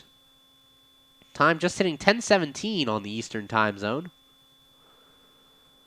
As Poulsen checks Austin at first, and he steps off, doesn't like what he sees. 1 ball, no strikes, the count to the Wild Things shortstop. As the Wild Things look to get something going here in the 7th. You listen to the MSA Sports Network from Silver Cross Field. I'm Zach Ziegler. 5-1, Joliet leads. 1 ball, no strikes, the count to Austin Wobrock. Poulsen set, and the 1-0 coming. Jamal Austin going for second. Pitches a ball, and it gets away from Joe Staley. He went to throw to second, and the ball just slipped out of his hand. It was caught. He came up, used the throwing motion, but the ball just slipped out the back end. So the second stolen base of the year for Jamal Austin has the Wild Things a runner at second now with nobody out. And a 2-0 count to Wobrock. 2 balls, no strikes. Wobrock, 1 home run, 4 RBIs on the year. Poulsen checks Austin at second. And the pitch coming. And that's a called strike. 2 balls and a strike. 2-1 the count to Austin Wobrock.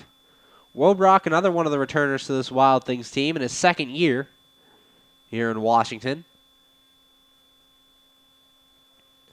Austin, the runner at second. Poulsen set.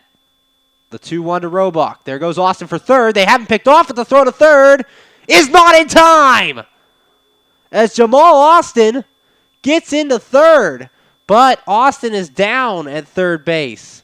So this could be a problem. Austin slid into third. He hit the knee of Jake Gronsky at third base. The throw actually looked like it beat Jamal Austin, but Austin able to sneak in there before the tag. A stolen base for Austin, his second stolen base of the night, his third of the series. Jeff Esom not happy about the call, out there arguing with home plate umpire right now and worried about Jamal Austin. He looks shaken up at third base. And all the players talking about it, Langben and Gronsky discussing things.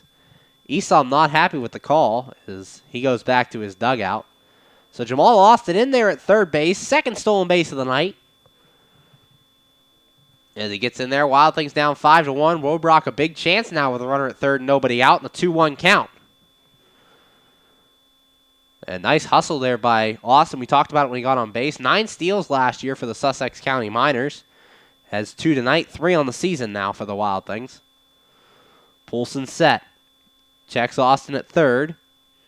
And the pitch coming to Wobrock. That's outside, ball 3.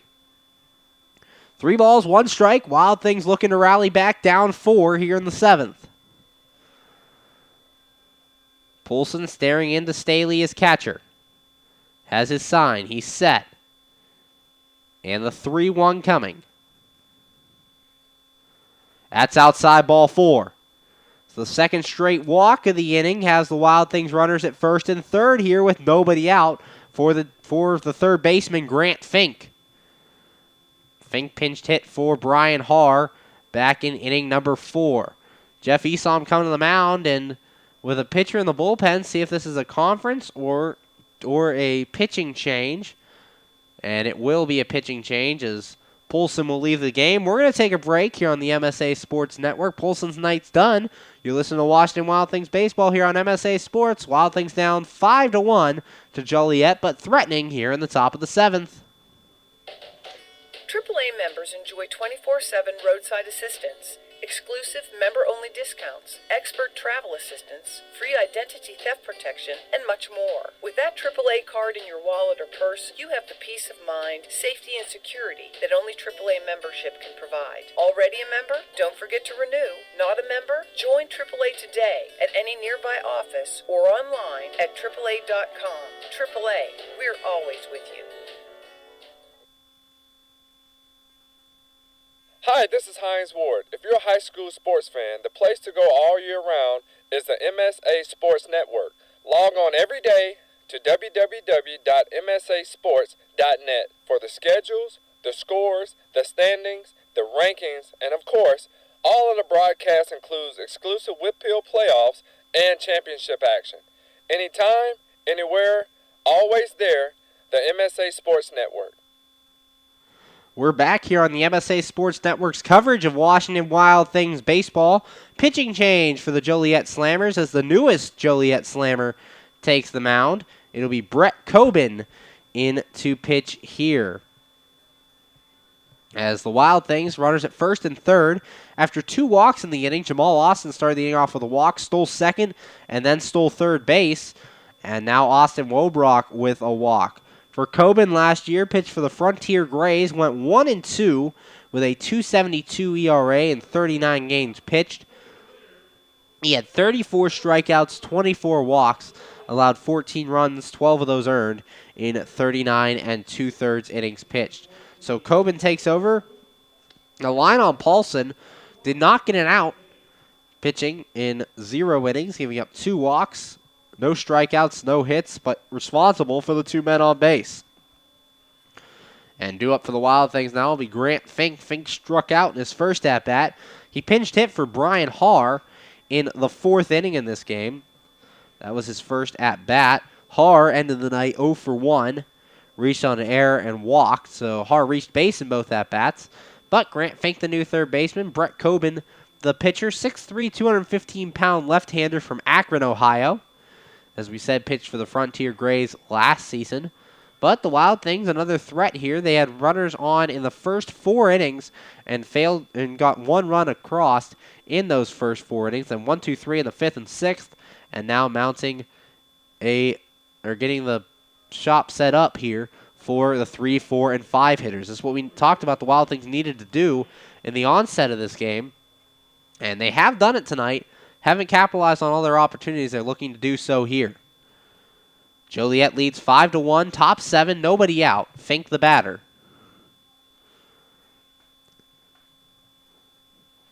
Coben set, and the pitch coming. And it's low, ball 1. 1 ball, no strikes, the count to Fink. Fink played left field in last night's game and ended up going 0 for 4. Coben set, and the throw over to first. Wobrock's back. Looked like he was going to the plate there, but ends up throwing over to Wobrock. Coben the left-hander versus Fink the right-hander. Coben looks into Staley for his sign. His first appearance for Joliet this year. He's set, and the 1-0. And Fink hits this one fouled on the right field line. It'll get in the lawn. 1 ball, 1 strike. 1-1 the count. Coben before the Frontier Grays pitched for the Florence Freedom for 3 seasons, 2012 through 2014. So not new to Independent League Baseball, just new to the Joliet Slammers. Coben set, and the 1-1.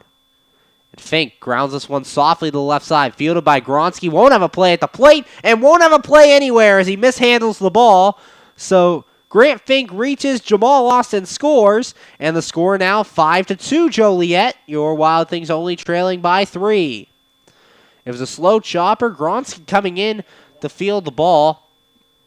A nice play by him, but he wasn't able to handle it on the pickup. And I think they're going to give Grant Fink a hit here. They will, as that ball was bouncing. So a hit for Fink. Has runners at first and second now for the Wild Things. Nobody out. And it brings up Dave Popkins, a switch hitter. Coben's pitch. High ball 1. Popkins represents the tying run at the plate now, with nobody out. Wild Things try him out a comeback, now down 5-2.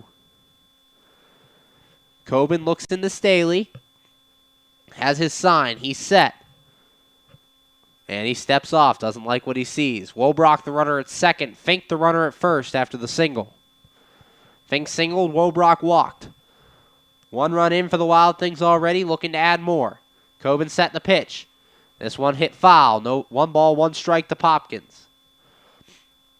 Popkins, the guy who led the Wild Things in RBIs and home runs a year ago. Looking to come through here in the cleanup spot. Coben, the lefty, looks into Staley. Has his sign. He's set. Checks Wobrock at second. And the pitch. And that's a called strike on the outside corner. 1 ball, 2 strikes. 1-2, nobody out. Runners at first and second for your Wild Things. Trying to mount a comeback, down 5-2. They dropped the first 2 games of this series, looking to salvage 1 here in Game 3. Coben has his sign. He's set. Checks second, the pitch. Swing and a miss by Popkins, and that's out number 1. 1 away, the first strikeout of the night for Coben.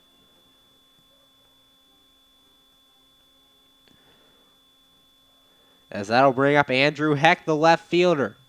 Can make up for his defensive error on the inside the park home run by Staley. Runners at first and second, nobody out, or 1 out, excuse me. Coben set. The pitch. Popkins didn't strike out, excuse me. It was 1-2 as Popkins flies out to right field now. So now there's 1 out. And Wobrock trying to move up to third. He'll get there. So a productive out for Dave Popkins. He did not strike out. My count was messed up. So Popkins flies out to right field. But meanwhile, Wobrock moves up to third on the play. So Wild Things now runners at first and third with 1 away. And this will bring up Andrew Heck. Popkins flies out. See if Heck can do something. Heck now represents the tying run with 1 out. Coben, the lefty, making his Joliet debut. Pitched for the Frontier Grays last inning. Appeared in 39 2/3 innings. 39 games, no starts for the lefty. Coben set. Checks Fink at first. And the pitch. And Heck, a fly ball to right field. going towards the corner, over, and foul. Falls in the bullpen. No balls and a strike to Heck, as he gave that ball a ride. Almost a big play for Washington. Down 5-2, one out here in the top of the 7th. One run already in on the Grant Fink RBI single. As Fink hit a chopper to third with runners at first and third. Gronsky charged in and couldn't handle the ball as he couldn't get the out at first, so Fink got the single on the tough play. 2 runs, 3 hits for the Wild Things. 2 runs, 3 hits, for the Wild Things. 5 runs, 8 hits, 2 errors for the Slammers. Coleman set the pitch. That's inside. 1 ball, 1 strike. 1-1 the count.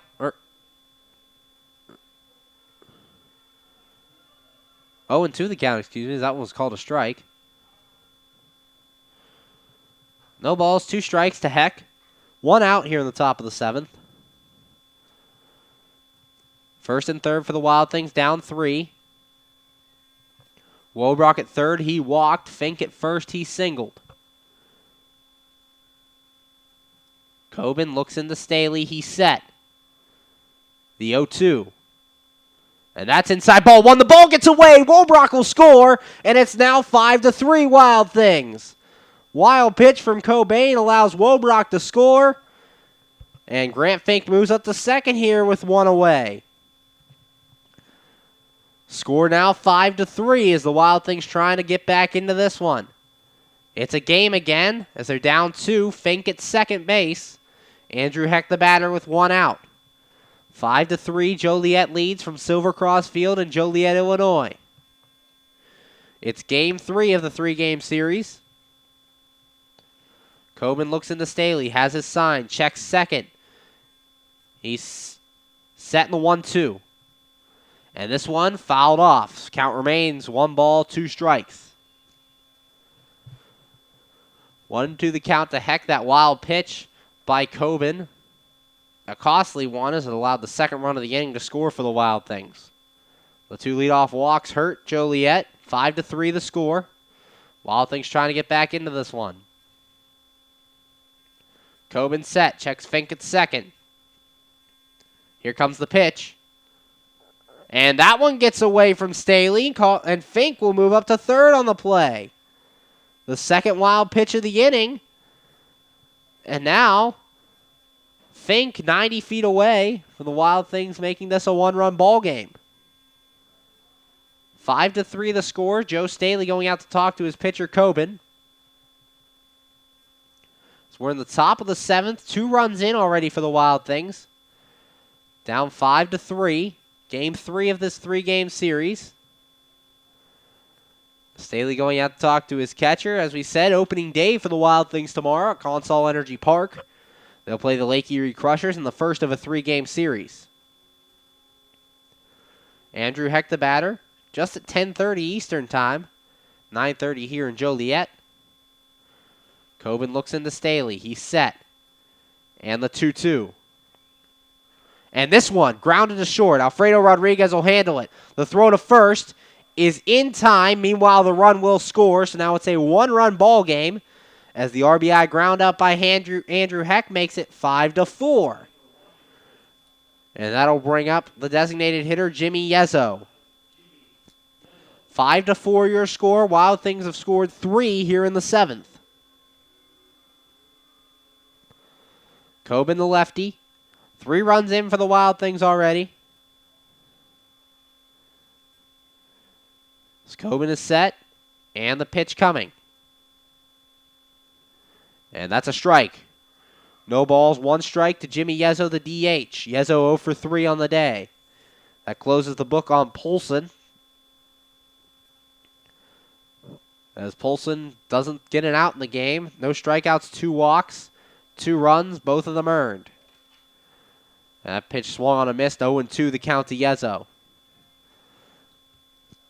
Yezzo really struggling offensively, hitting .048 coming into this game. But looking to turn things around. Coben set. The 0-2 coming.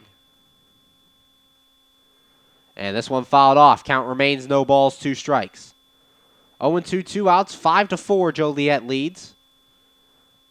The Wild Things were down 5-1 coming into this inning, have scored 3 runs. 2 leadoff walk to Jamal Austin and a walk to Austin Wobrock, followed by an RBI single to Grant Fink. Scored the first run. And a fly out by Popkins moved runners up. A wild pitch scored Wobrock, and a ground out by Heck scored Fink. So 3 runs in, 5-4 the score. 1 ball, 2 strikes, 2 outs. Joliet leads 5-4, top 7. Coben on the mound. Zach Groats out of the bullpen doing a very nice job for the Wild Things, limiting Joliet's offense. Coben set. The 1-2 coming. And that's outside, ball 2. 2 balls, 2 strikes, the count to the Wild Things DH. Yezo, the normal first baseman, getting DH duties tonight is Scott Carcasey at first. In this one. 2 balls, 2 strikes, 2 outs. 5-4 the score. Joliet leads. Coben looks in, has his sign from Staley. He's set the pitch. And Yezo, a line drive to right field. This ball will exit stage right. Jimmy Yezo has tied the game for the Wild Things. The score now 5-5. They've come all the way back, scoring 4 runs in this inning. Yezo's first homer of the year gets the Wild Things even with the Slammers 5-5. He got a pitch he could handle and drove it out to right field. Your Wild Thing come back from down 5-1 here in the 7th to tie the game at 5, and that'll bring up Scott Carcasey. Wow, your Wild Things showing some fight tonight as they get back into this game. What a hit by Yezo, pitch center cut, and he is able to take it out to right field for the score for the Wild Things. That'll bring out Scott Carcasey. The pitch and ball, 1 ball, no strikes. 4 runs in for the Wild Things. Score now tied at 5 on the Jimmy Yezo home run. Coben set in the 1-0. And Carcasey pops this one up. It'll get back in the seats foul. That's the 6th home run of the year for your Washington Wild Things. And when you need an attorney to hit one out of the park, yo, Keith. That home run's brought to you by Keith Owen Campbell, attorney at law. This game tied at 5 on the Jimmy Yezo home run. His 2nd hit of 2016. Another big one. As he ties this score, here's the 1-1 to Carcasey. Outside, ball 2. 2 balls and a strike to count to the Wild Things first baseman, Carcasey. Normally the DH for your Wild Things. A big inning here for Washington. 4 runs in the 7th. Coben set. The 2-1 to Carcasey. And checks his swing. The home plate umpire said he went around. 2 balls, 2 strikes. Carcasey doesn't quite agree as he steps out, but he'll have to go with the call. 2 balls, 2 strikes, 2 outs. 4 runs in for the Wild Things here in the 7th. Coben set. Here's the 2-2. Kicks and deals.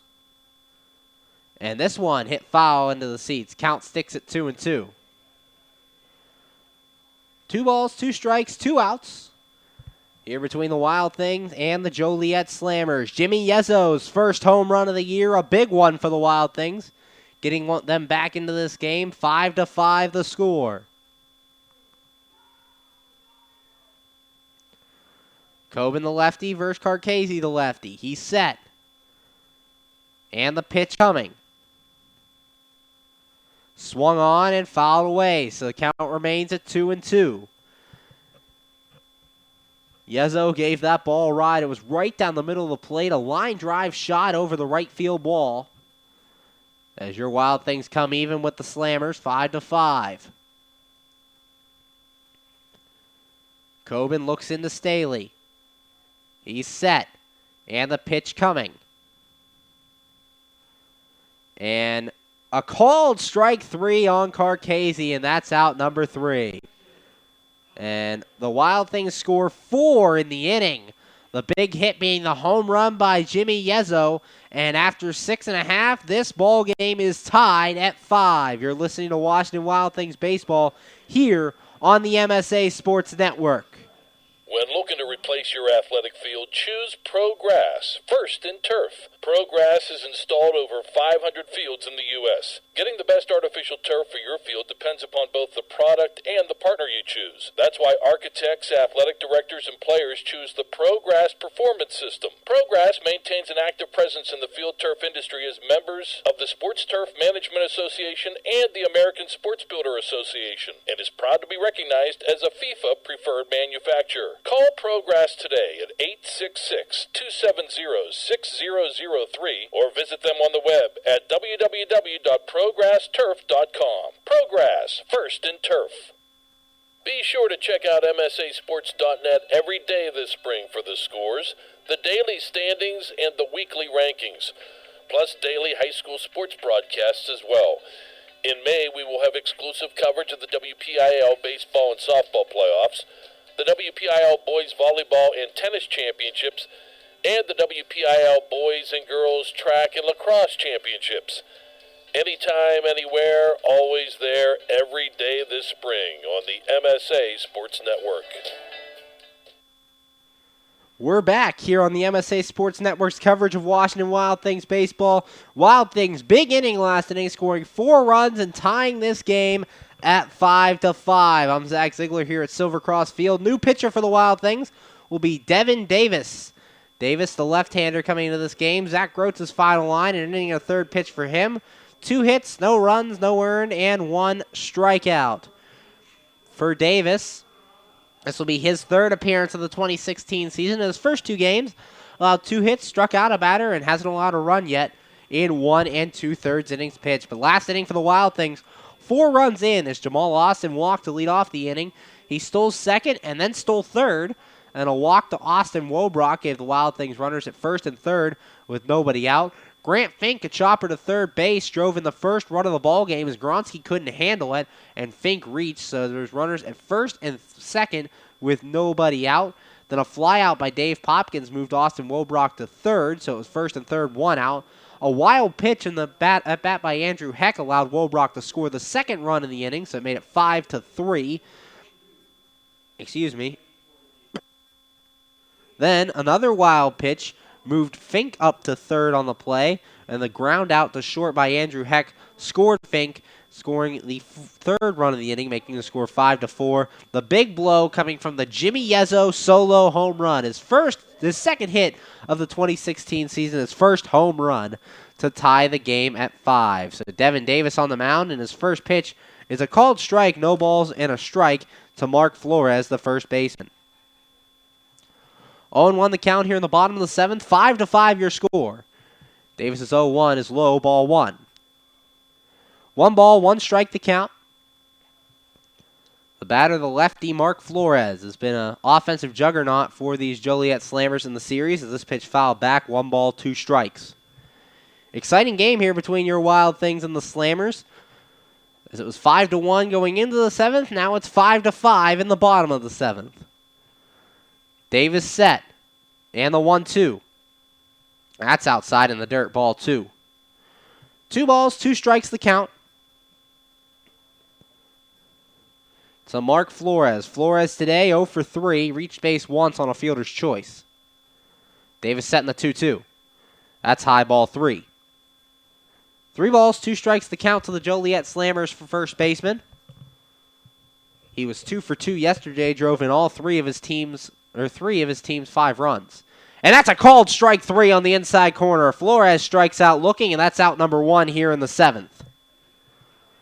With 1 away, that'll bring up the third baseman, Jake Gronsky. Gronsky 0 for 2 with a walk. He was robbed of a base hit on a nice diving play by Justin Fox his last time out.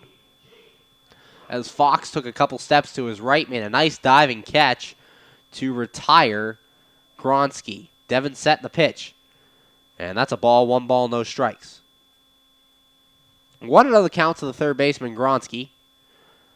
Devin Davis on the mound took over here in the 7th. Here's the pitch. And this one bunted, foul. 1 ball, 1 strike. 1-1 the count. Davis, as we said, 1 strikeout in his first 1 2/3 innings. This is his 3rd appearance of the season, so his 2nd strikeout of the year, first tonight. He's set in the pitch, and that's low ball 2. 2 balls and a strike.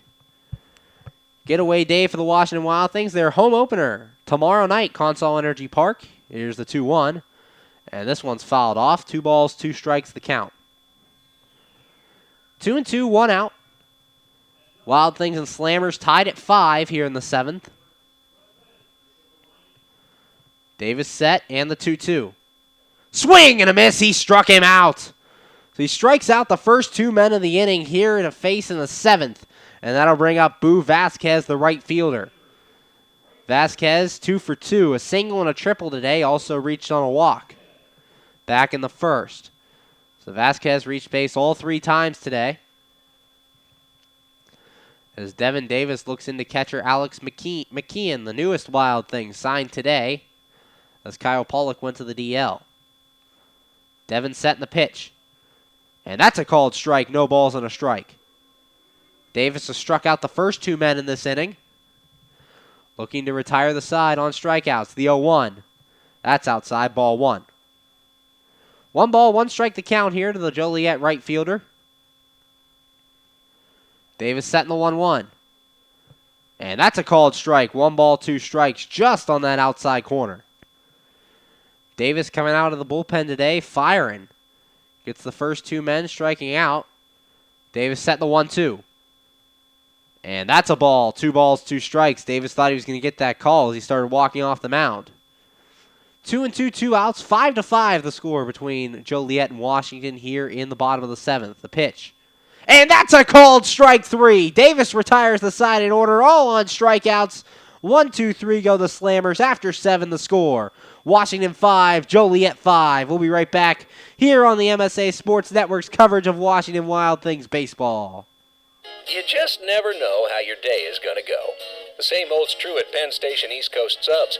For some unsuspecting spuds, they start their day as Idaho potatoes, only to be transformed into hand-hewn fries. Unlucky for them, good for you.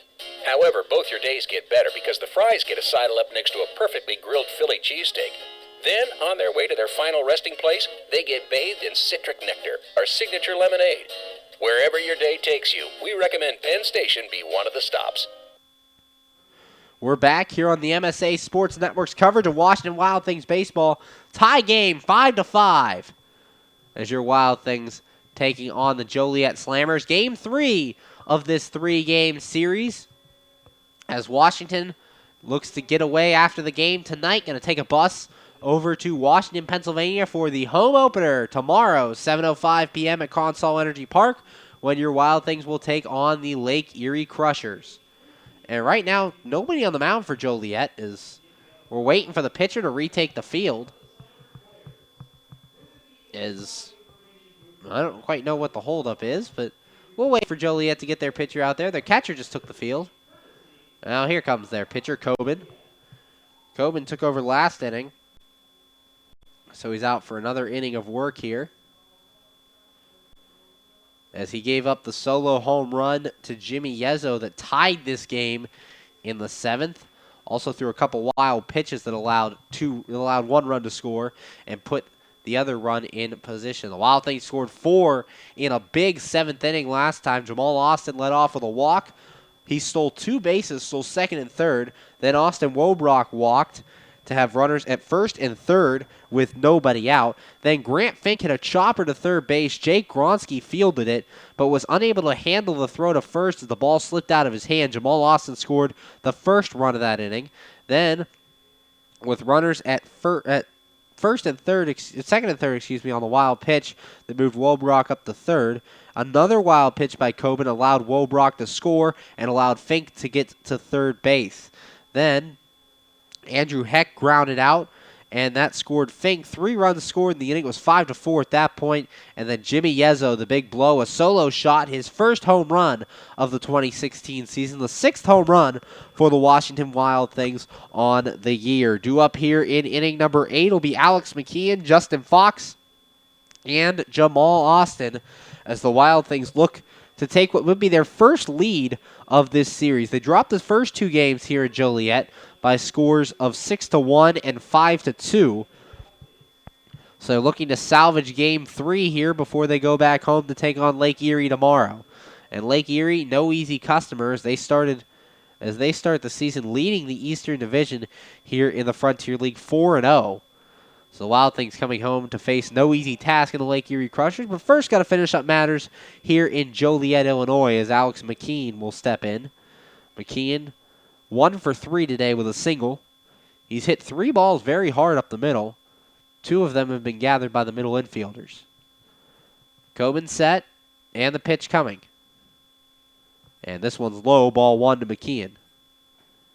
1 ball, no strikes the count. Top of the 8th, tie score, 5-5.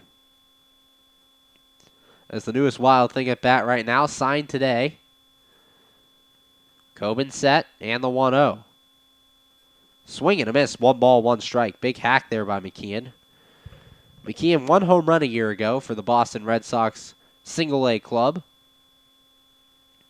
He's looking to make his mark here on the Wild Things. The lefty Coben versus the righty McKeon. Coben set, the 1-1. Another swing and a miss by McKeon. 1 ball, 2 strikes. 1-2 the count here. Top of the 8th, 5-5 the score between your Washington Wild Things and the Joliet Slammers. Coben looks in. He's set. And the 1-2. And that's low, ball 2. 2 balls, 2 strikes the count. Nobody out here in the top of the 8th. Brett Coben making his Joliet debut. Signed right before this series against the Wild Things. 2 balls, 2 strikes the pitch. Swing and a miss, and the ball's in the dirt. So throwing over to first is Staley, and he'll complete the out. So a strikeout and a 2-3 putout. Has 1 out for the Wild Things here in the 8th. And that'll bring up the second baseman, Justin Fox. Fox today 0 for 2. Reached base twice, once on a fielder's choice, once on a walk.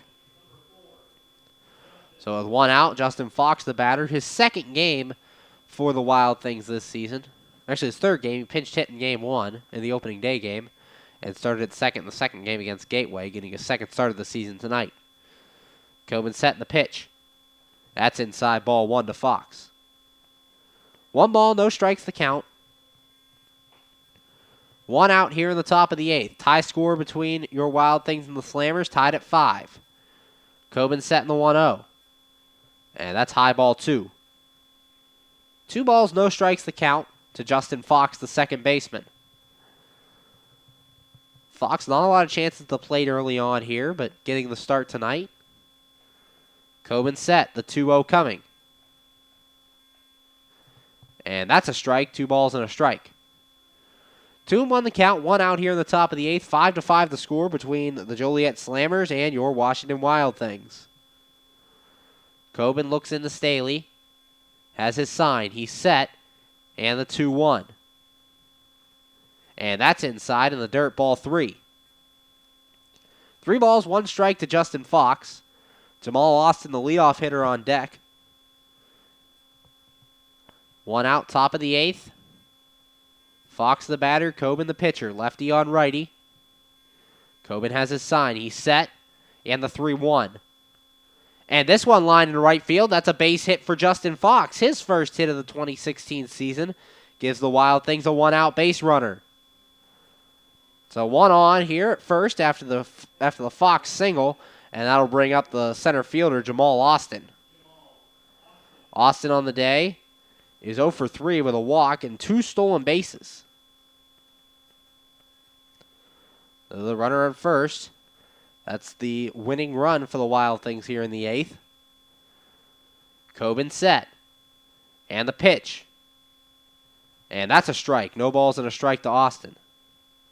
Be a big time for Austin to come through here. 1 RBI on the season for Jamal so far. So he would love to come through here for the Wild Things. Coben checks first. The 0-1. And this one fouled off. No balls, 2 strikes. 0-2 the count.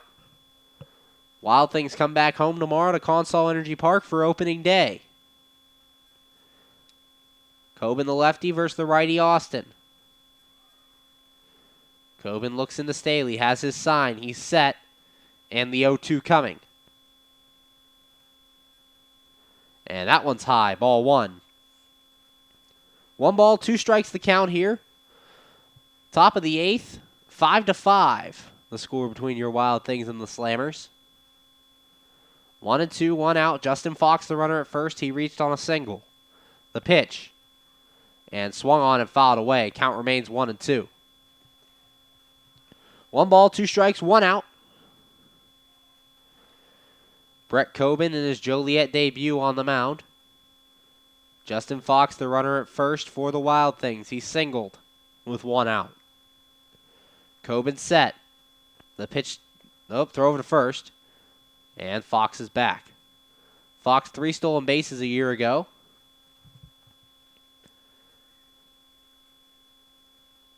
As he was a part of the Rockford Aviators. Here's the pitch.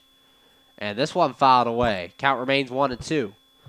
Austin's fouled off a lot of pitches in this game, doing a nice job of making these pitchers work.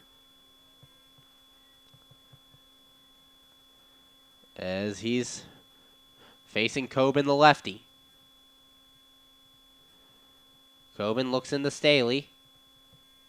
Has his sign. He's set, and Austin will step out. Here from Silvercross Field, top of the 8th, tie game between your Washington Wild Things and the Joliet Slammers. 5-5 the score. 1-2 the count to Austin with 1 out.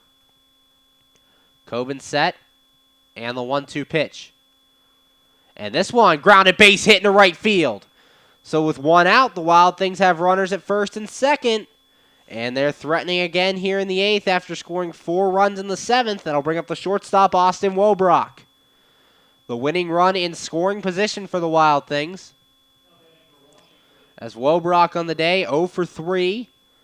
Did reach base twice. Reached on an error in the 4th. And walked in the 7th. So we'll see what Wobrock can do. Tie game, 5-5. Justin Fox, the runner at second. He reached on a single. Jamal Austin reached it first with a single. So with 1 out and 2 on, it's Wobrock. And calling time is Coben. He wants to talk to his catcher. No action in the Joliet bullpen, so they're going to stick with Brett Coben here in this inning. Coming up, getaway day for your Washington Wild Things, trying to get back home for their home opener at Consol Energy Park against the Lake Erie Crushers.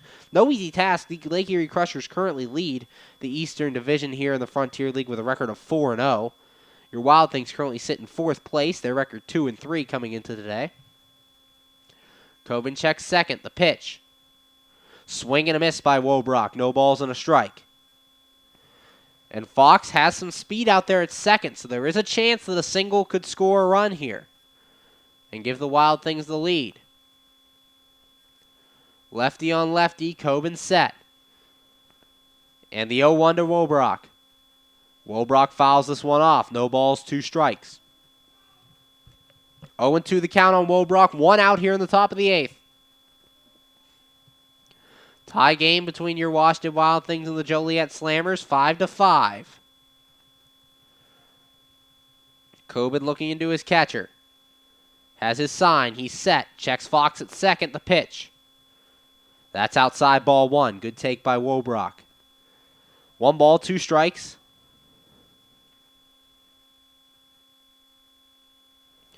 A strikeout of Alex McKeon started this inning. Then 2 singles by Fox and Austin. Coben set. And the 1-2. And this pitch hit foul off to the left. The count remains 1 ball, 2 strikes. Wobrock for the Wild Things drove in 31 runs a season ago. Hit .266 for this Wild Things team last year. Looking to come through in a big way here in the 8th. Tie game 5-5. Has 4 RBIs on the young season, 1 home run.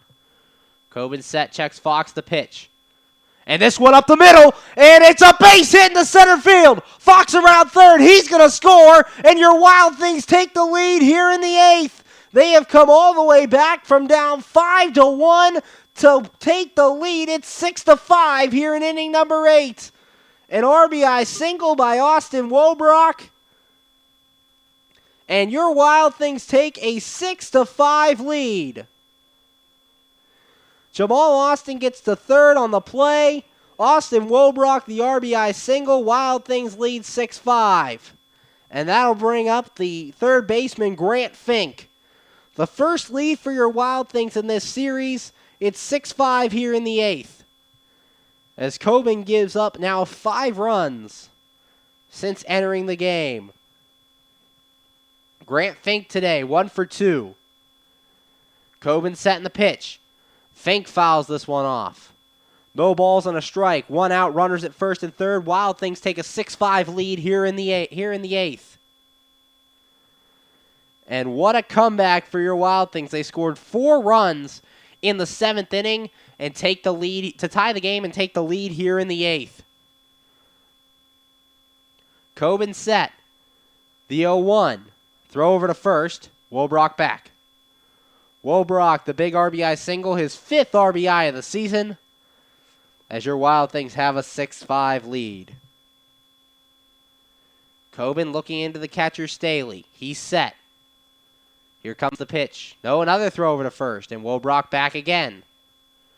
0-1 the count to Grant Fink. 1 out here in the top of the 8th. Score 6-5. Between your Washington Wild Things and the Joliet Slammers, Washington leads. Coben set. The pitch. Outside ball 1. 1 ball, 1 strike. 1 run here in the 8th. It's given the Wild Things a 6-5 lead. They were down 5-1 before the 7th inning, have now come all the way back to lead 6-5. Coben set. The 1-1. And low in the dirt, ball 2. 2 balls, 1 strike, the count to Fink. Fink came in to play third base tonight, pinch hitting for Brian Harr. Coben, the lefty, in his Joliet debut, getting roughed up by the Wild Things. Coben set. The 2-1. And Fink, a fly ball to right field. Going back is Vasquez at the wall. He makes the catch. But it'll be a sac fly for Grant Fink as Jamal Austin comes in to score. Wobrock makes it into second. A sac fly that was almost much more for Fink. But the Wild Things now lead by a score of 7-5. As that ball was hit very well by Grant Fink. Almost got out. There's a part of the wall in right field that juts in. And Vasquez had to go all the way back to the base of that wall, reached up and made a nice catch, robbing Grant Fink of his first home run of the season. That'll bring up Dave Popkins now with a runner at second and 2 away. Wild Things lead 7-5 here in the top of the 8th. Coben set, checks Wobrock at second, the pitch. Swing and a miss, no balls and a strike. Big hack there by Popkins. 0-1.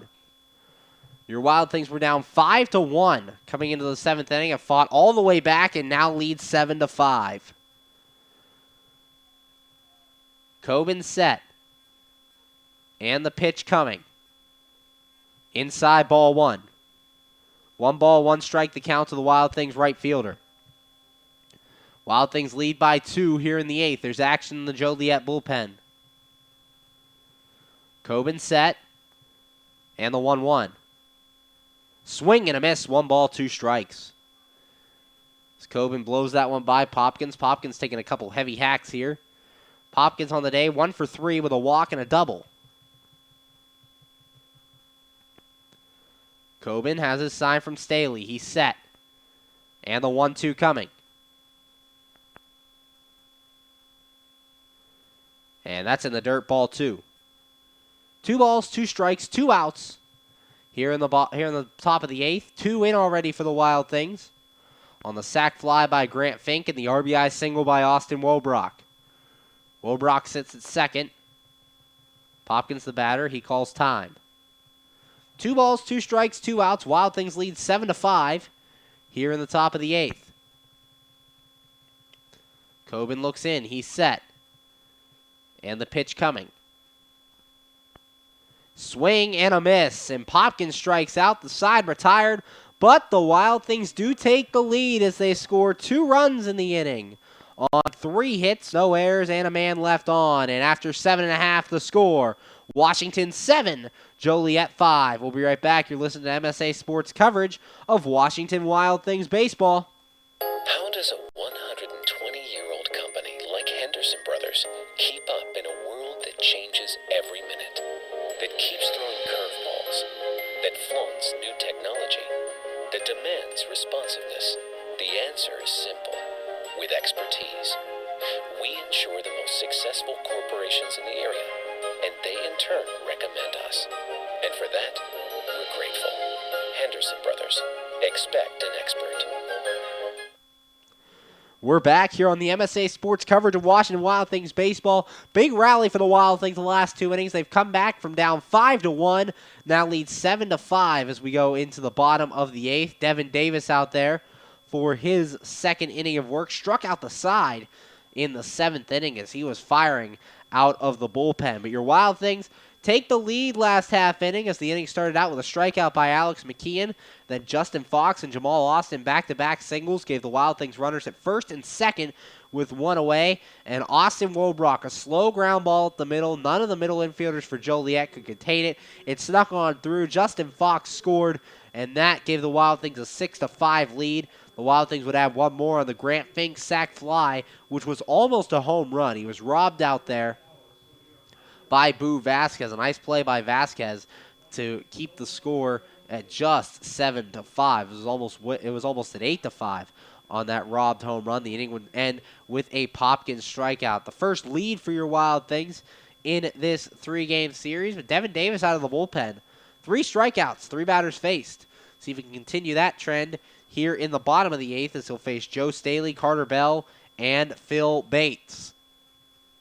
Staley stepping in now. One for 2 with a bizarre inside the park 2-run homer that Andrew Heck thought was called foul. It was a fair ball. He didn't play it. But that doesn't matter now as the Wild Things lead 7-5. 7 runs, 7 hits for the Wild Things. 5 runs, 8 hits, 2 errors for the Slammers. Davis looking to McKean as assigned the pitch. And this ball popped up foul into the seats. No balls and a strike to Staley. 0-1 count here in the bottom of the 8th. Wild Things lead 7-5 over the Joliet Slammers. Trying to salvage game 3 of this 3-game series. Davis setting the 0-1. And that's low ball 1. 1 ball, 1 strike the count. Nobody out here in the bottom of the 8th. Here's the 1-1. That's outside ball 2. 2 balls and a strike to count to the Joliet catcher. Staley, not much offense in this series besides that 2-run homer he hit earlier. Here's the pitch. And this one, a fly ball to right field. Going to foul territory. Yezzo gives chase, but it gets into the seats. Foul ball. 2 balls, 2 strikes the count. 2-2, nobody out. Wild Things a 7-5 lead. Scored 4 runs in the 7th, 2 runs in the 8th. As they've come back and now lead Joliet. Davis looks in, the 2-2. And this one, a fly ball to left field. Over to foul territory. Heck running over, and he can't make the catch, but it'll fall foul. So 2-2 the count. Nobody out. Wild Things will take a bus back to Washington, Pennsylvania tonight, and will return early Friday morning. And tomorrow will be opening day. First pitch, 7:05 p.m. from Consol Energy Park. Chase Cunningham will be on the mound for the Washington Wild Things. You can hear the game right here on MSA Sports Network. I'm Zach Ziegler. I'll have the call. And be sure to stay tuned to MSA all 2016 season for Wild Things baseball as we'll take you through the Frontier League season. Davis the lefty versus Staley the righty. He set the 2-2. And check swing foul, so the count remains 2 balls, 2 strikes. Staley making Devin Davis work here to start the 8th. Just past 11 o'clock Eastern Time, back home in Washington, Pennsylvania. Davis set the 2-2. And this one again fouled off, so the count sticks. 2 balls, 2 strikes. Late night Wild Things baseball. I'd like to thank you guys for staying up with us here on the MSA Sports Network. It's 2 balls, 2 strikes the count. Nobody out here in the bottom of the 8th. Davis setting the pitch. And that's way inside, ball 3. 3 balls, 2 strikes the count. Davis retired the first 3 batters he faced in the 7th with strikeouts. Looking to do the same thing here in the 8th to Joe Staley. Staley didn't start game 1 of this series as Casey Fletcher got the nod behind the plate, the 3-2. And this ball popped up.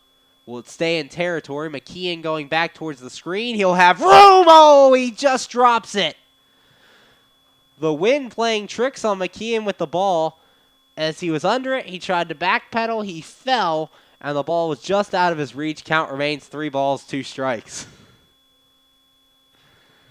3-2 the count, nobody out, bottom of the 8th. Here from Joliet, Illinois, and Silvercross Field. 7-5, Washington leads Joliet. Devin set in the pitch. And that's inside ball 4. So the 8th inning will start out with a walk, and the Slammers have a leadoff base runner. That'll bring up the designated hitter, Carter Bell. Bell today, 2 for 2, 2 doubles. He also walked, so he's reached base in all 3 at-bats. His last at-bat back in the 5th. 7-5, Wild Things lead here in the bottom of inning number 8. Devin Davis, the lefty, versus Carter Bell, the righty. Davis set. Pitch to Bell. That's a strike. No balls, 1 strike. 0-1 the count. Davis facing the designated hitter, Bell. He's set. Checks Staley at first, the pitch. That's way inside, ball 1. 1 ball, 1 strike. That one nearly got Bell.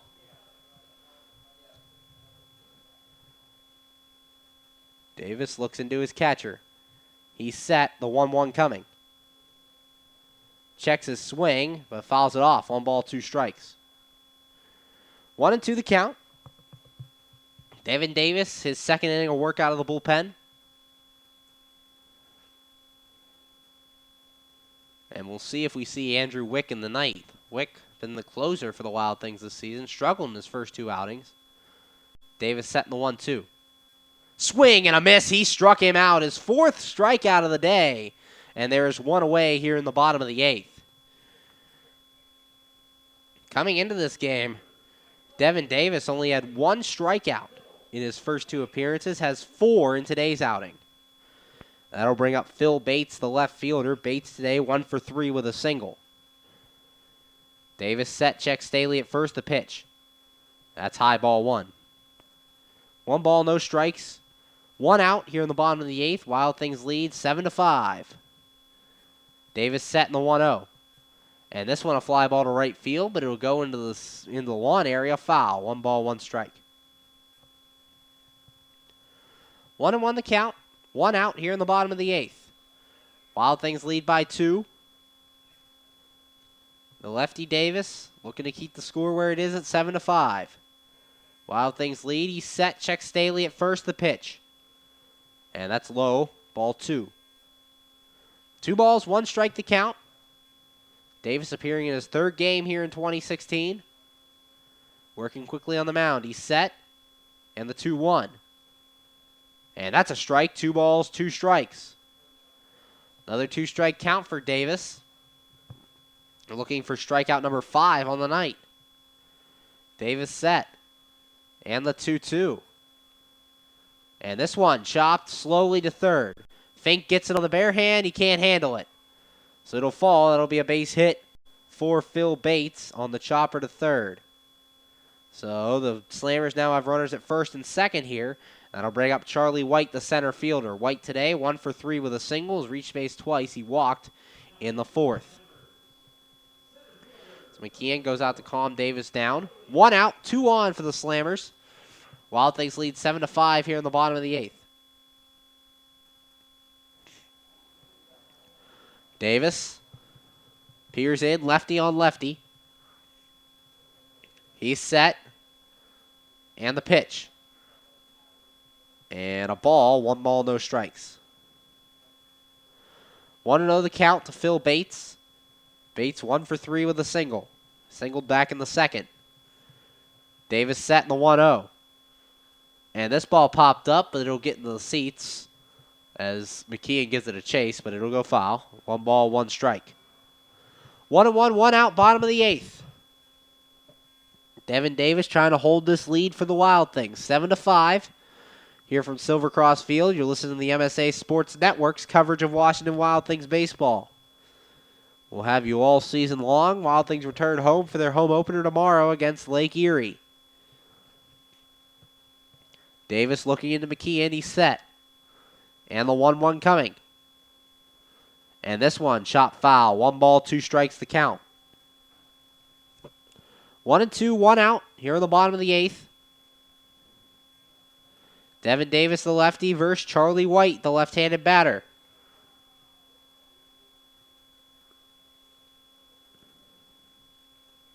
One ball, 2 strikes. Bates the runner at first.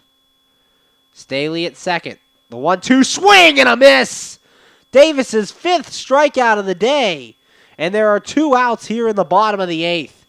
Devin Davis coming out of the bullpen firing. 5 outs all via the strikeout. And that'll bring up the second baseman, Melvin Rodriguez. Devin Davis, 1 strikeout in 2 games before this. He has 5 tonight. Davis looks into McKeon. He's set. The pitch. That's a ball. 1 ball, no strikes. 1-0 the count. 2 on, 2 out for the Slammers. Down 2. 7-5 Wild Things lead. The pitch. And that's a called strike. 1 ball, 1 strike, the count on Melvin Rodriguez. Rodriguez today, 2 for 4, 2 singles. Davis set. The 1-1. That's inside, ball 2. 2 balls and a strike. The count to Melvin Rodriguez.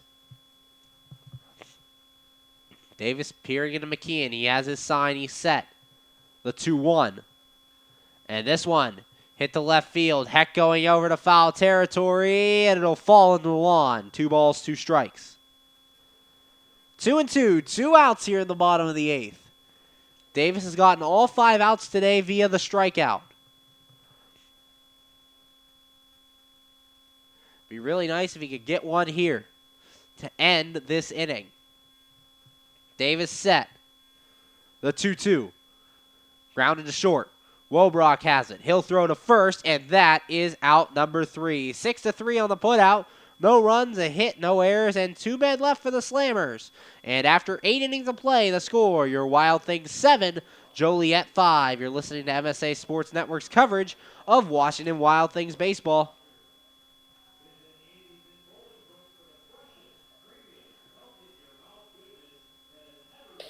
PA Leadership Charter School is a proud sponsor of the Washington Wild Things.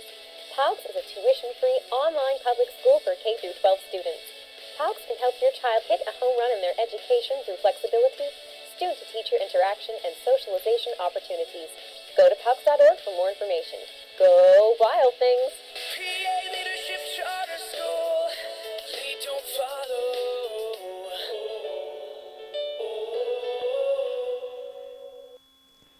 We're back here on the MSA Sports Network's coverage of Washington Wild Things baseball. Brett Coben's still out on the mound. He took over for Brandon Polson back in the 7th. And he is still in this game. Actually, no. That's a new pitcher, excuse me. That's Chris Rice taking over on the hill for Joliet. Wild Things lead 7-5 as they go into inning number 9. A big comeback. They scored 4 runs in the 7th, scored 2 runs in the 8th to take this 7-5 lead. As they look to add some insurance, here in the top of the 9th, it'll be Andrew Heck, Jimmy Yezzo, and Scott Carr-Casey. Pitcher on the mound for the Joliet Slammers now, Chris Rice. Rice, another lefty.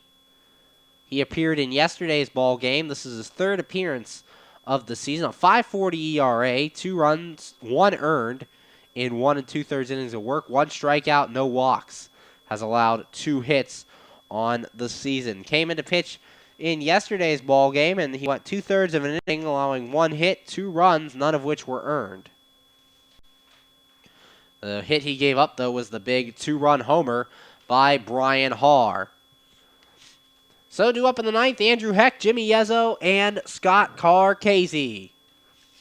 As Wild Things look to add insurance, here in inning number 9. You're listening to MSA Sports Network coverage of Washington Wild Things baseball.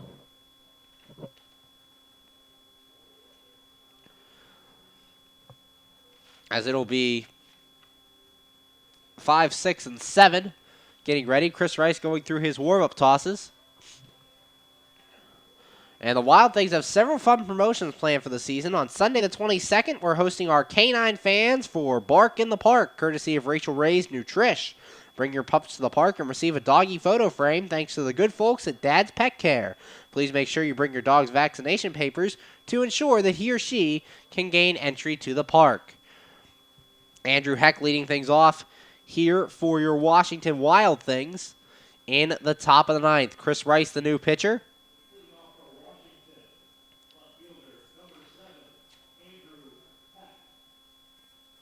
Andrew Heck today is 0 for 3 with a walk. Rice set in the pitch. And that's a strike. No balls and a strike to the Wild Things left fielder. 0-1 the count. Nobody out here in the top of the 9th. Wild Things looking to add on. They lead 7-5. Rice set. And the 0-1 coming. Heck bunting pulls it away. But the umpire says he kept the bat out there too long. No balls, 2 strikes. 0-2 the count. As Rice going to talk, or Staley going to talk to his pitcher, Rice. As we said after this game, Wild Things will get on a bus back to Washington, Pennsylvania for their home opener tomorrow night against the Lake Erie Crushers. Come out and support your Washington Wild Things, hoping to get a big win here in Joliet. Chris Rice, the pitcher. Andrew Heck, the batter. Lefty on righty. Rice is set. And the 0-2 coming. And it's low. Ball 1. 1 ball, 2 strikes. The count on Andrew Heck.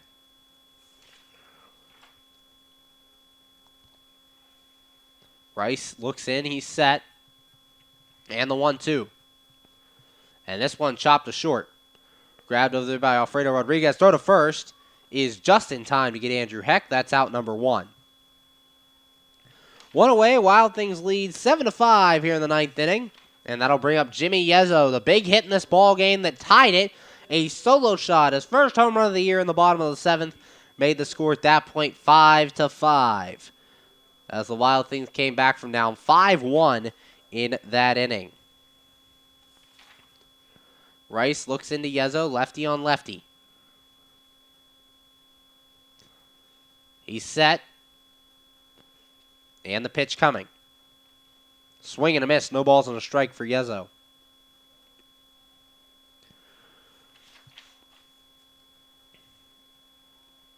No balls, 1 strike.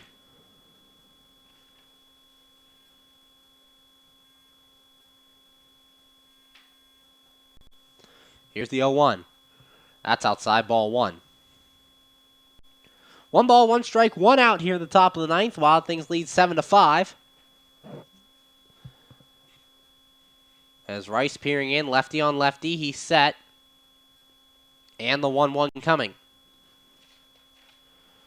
Swing and a miss, 1 ball, 2 strikes. Yezzo chasing that one out of the zone.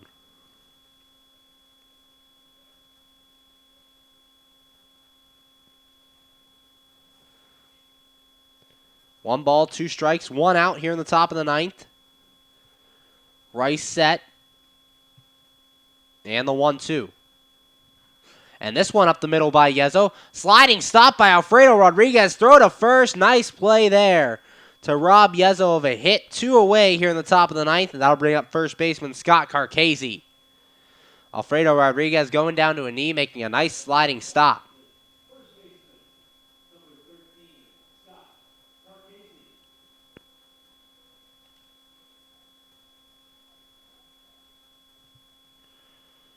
So Scott Carcasey, the batter. Carcasey today 0 for 3 with a walk.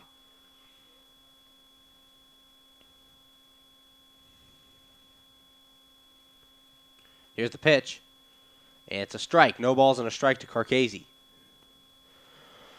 0-1 the count. One strikeout in the 2 innings of work for Brett Coben.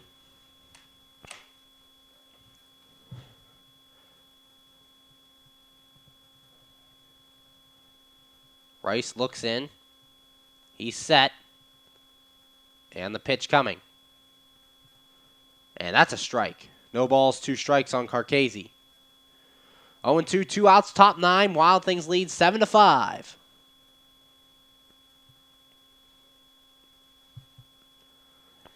Rice the lefty versus Carcasey the lefty. Rice set. The 0-2. Swing and a miss, and Carcasey strikes out. Side retire. Going on to the bottom of the 9th here from Joliet, Illinois. The score, your Wild Things 7, Joliet Slammers 5. You're listening to MSA Sports Network's coverage of Washington Wild Things baseball. AAA members enjoy 24/7 roadside assistance, exclusive member-only discounts, expert travel assistance, free identity theft protection, and much more. With that AAA card in your wallet or purse, you have the peace of mind, safety, and security that only AAA membership can provide. Already a member? Don't forget to renew. Not a member? Join AAA today at any nearby office or online at AAA.com. AAA, we're always with you. Hi, this is Hines Ward. If you're a high school sports fan, the place to go all year round is the MSA Sports Network. Log on every day to www.msasports.net for the schedules, the scores, the standings, the rankings, and of course, all of the broadcasts includes exclusive Whitfield playoffs and championship action. Anytime, anywhere, always there, the MSA Sports Network. We're back here on the MSA Sports Network's coverage of Washington Wild Things baseball. Going to the bottom of the 9th, your Washington Wild Things lead 7-5, and that'll bring on the closer, Andrew Wick. Wick is appearing in his 3rd game for the Wild Things. Roughed up in his first 2 outings, has given up 4 runs, 2 of which are earned as he's looking for the save here. Has 1 save on the season, a 9 ERA, 1 strikeout to 2 walks as he looks to retire the Joliet Slammers and seal the win for your Washington Wild Things. He'll have a tough task, however, as he's facing Alfredo Rodriguez, Mark Flores, and Jake Gronsky, the 3, 4, 5 guys.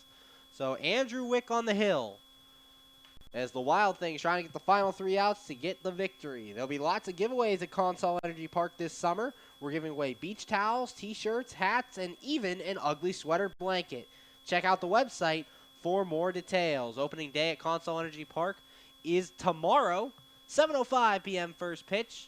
It'll be Chase Cunningham on the hill for the Washington Wild Things to start opening day as they'll take on the Lake Erie Crushers, who entered play today 4-0 atop the Eastern Division standings. So Wick, in his 3rd appearance for the Wild Things, pitched in the Tampa Bay Rays organization a year ago from Briar, Washington. Stands at 5'10", 180 pounds, as he will face 3, 4, and 5 here in Joliet's order. The Wild Things down 5-1 in this game entering the 7th inning of play. Then they scored 4 runs, the big blow being the Jimmy Yezzo solo shot that tied the game at 5. And then they took the lead in the 8th after 2 one-out singles by Justin Fox and Jamal Austin. And then Austin Wobrock, RBI single and a slow ground ball up the middle to score Justin Fox to give the Wild Things a 6-5 lead. The Wild Things would add 1 more on a sac fly by Grant Fink that would score Jamal Austin and give them the current 7-5 lead. So leading off the 9th inning for Joliet will be Alfredo Rodriguez. Rodriguez today 1 for 3. Reached base twice, a single and a hit by pitch. Wick set. And his first pitch coming.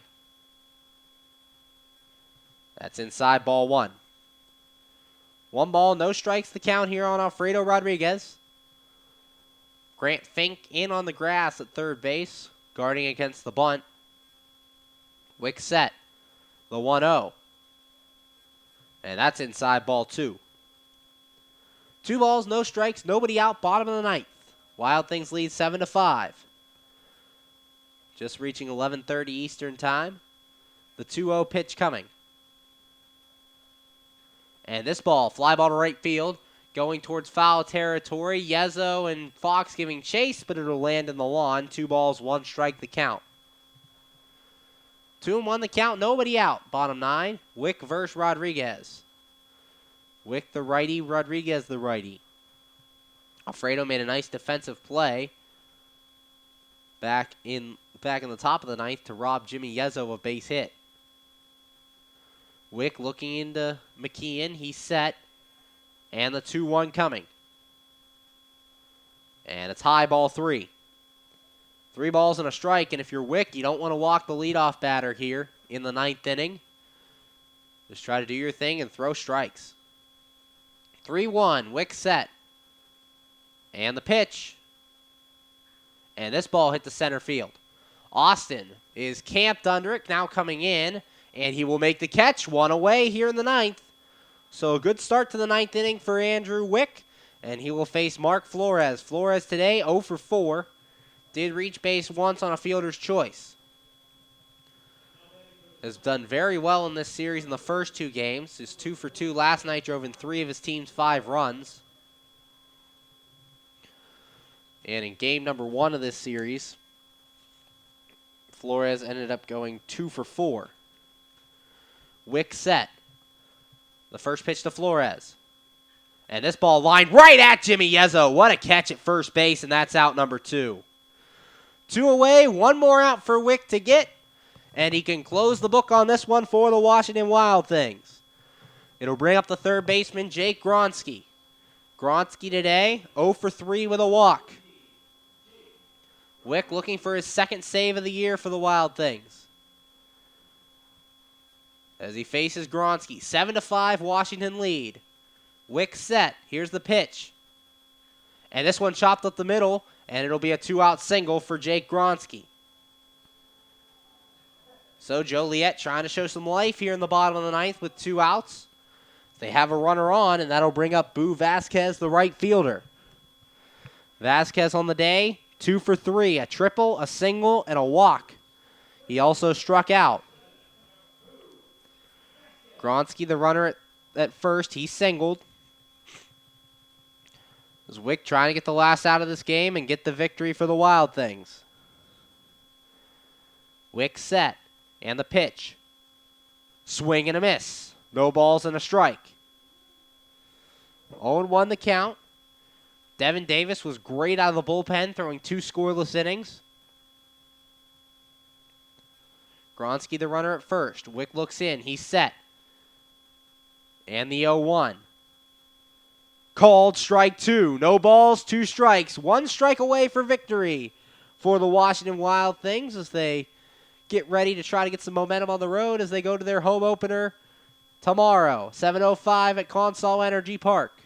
Wick set. The 0-2. Outside ball 1. 1 ball, 2 strikes, 2 away here in the bottom of the 9th. Wild Things lead 7-5. Wick looks into McKeon. Checks Gronsky at first. He's set. The 1-2. Swing and a miss. He struck him out. You can close the book on this one. Wild Things win. Final score 7-5. Keep listening here on the MSA Sports Network. We'll be right back with the Washington Wild Things pregame with postgame show. Wild Things win this one 7-5. You're listening to Wild Things Baseball here on the MSA Sports Network.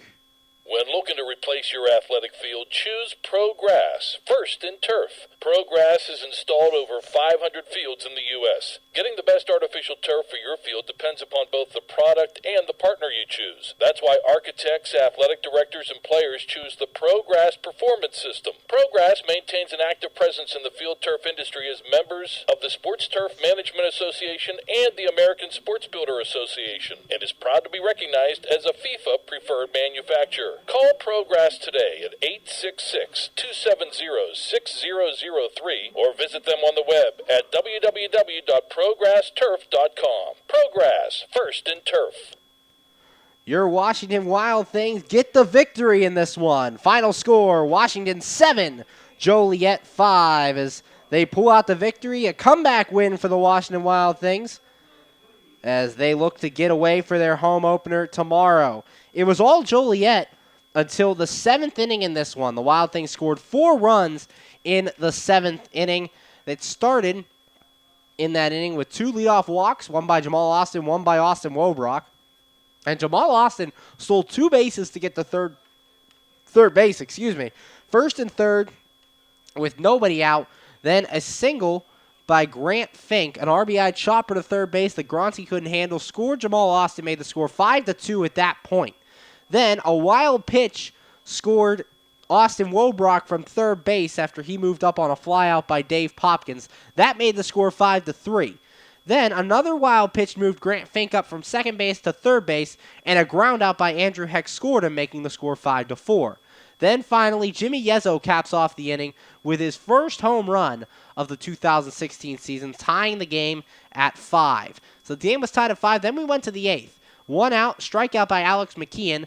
Then Justin Fox and Jamal Austin, back-to-back 1-out singles, gave the Wild Things runners at first and second before Austin Wobrock, his 5th RBI of the year, an RBI single at the middle, was a slow chopper that scored Fox and gave the Wild Things a 6-5 lead. Wild Things would have runners at first and third after a sac fly by Grant Fink that was almost out of here, robbed of a home run by Boo Vasquez. It did score Jamal Austin and gave us our final score of 7-5. Andrew Wick, who's been having trouble on the mound in his first 2 outings, a 1-2-3 day here, striking out Jake Grant or Boo Vasquez to end the game. Wild Things get the 7-5 win here. Opening day tomorrow. Your Washington Wild Things player of the game has to go to Austin Wobrock. Wobrock got the hit that gave the Wild Things a 6-5 lead, his 5th RBI of the season. On that one, Wobrock would finish the day 1 for 4 with a walk, driving in that game-winning run in the 8th inning. Final score here from Joliet, Illinois. Wild Things take Game 3 of this 3-game series by the score of 7-5, a comeback victory. Next game tomorrow night, opening night at Consol Energy Park, 7:05 p.m. first pitch. Chase Cunningham will be on the hill for your Washington Wild Things. Be sure to tune in right here on the MSA Sports Network. Thanks for listening tonight, everyone. Final score, Washington 7, Joliet 5. Thanks for listening. This has been Wild Things Baseball here on the MSA Sports Network.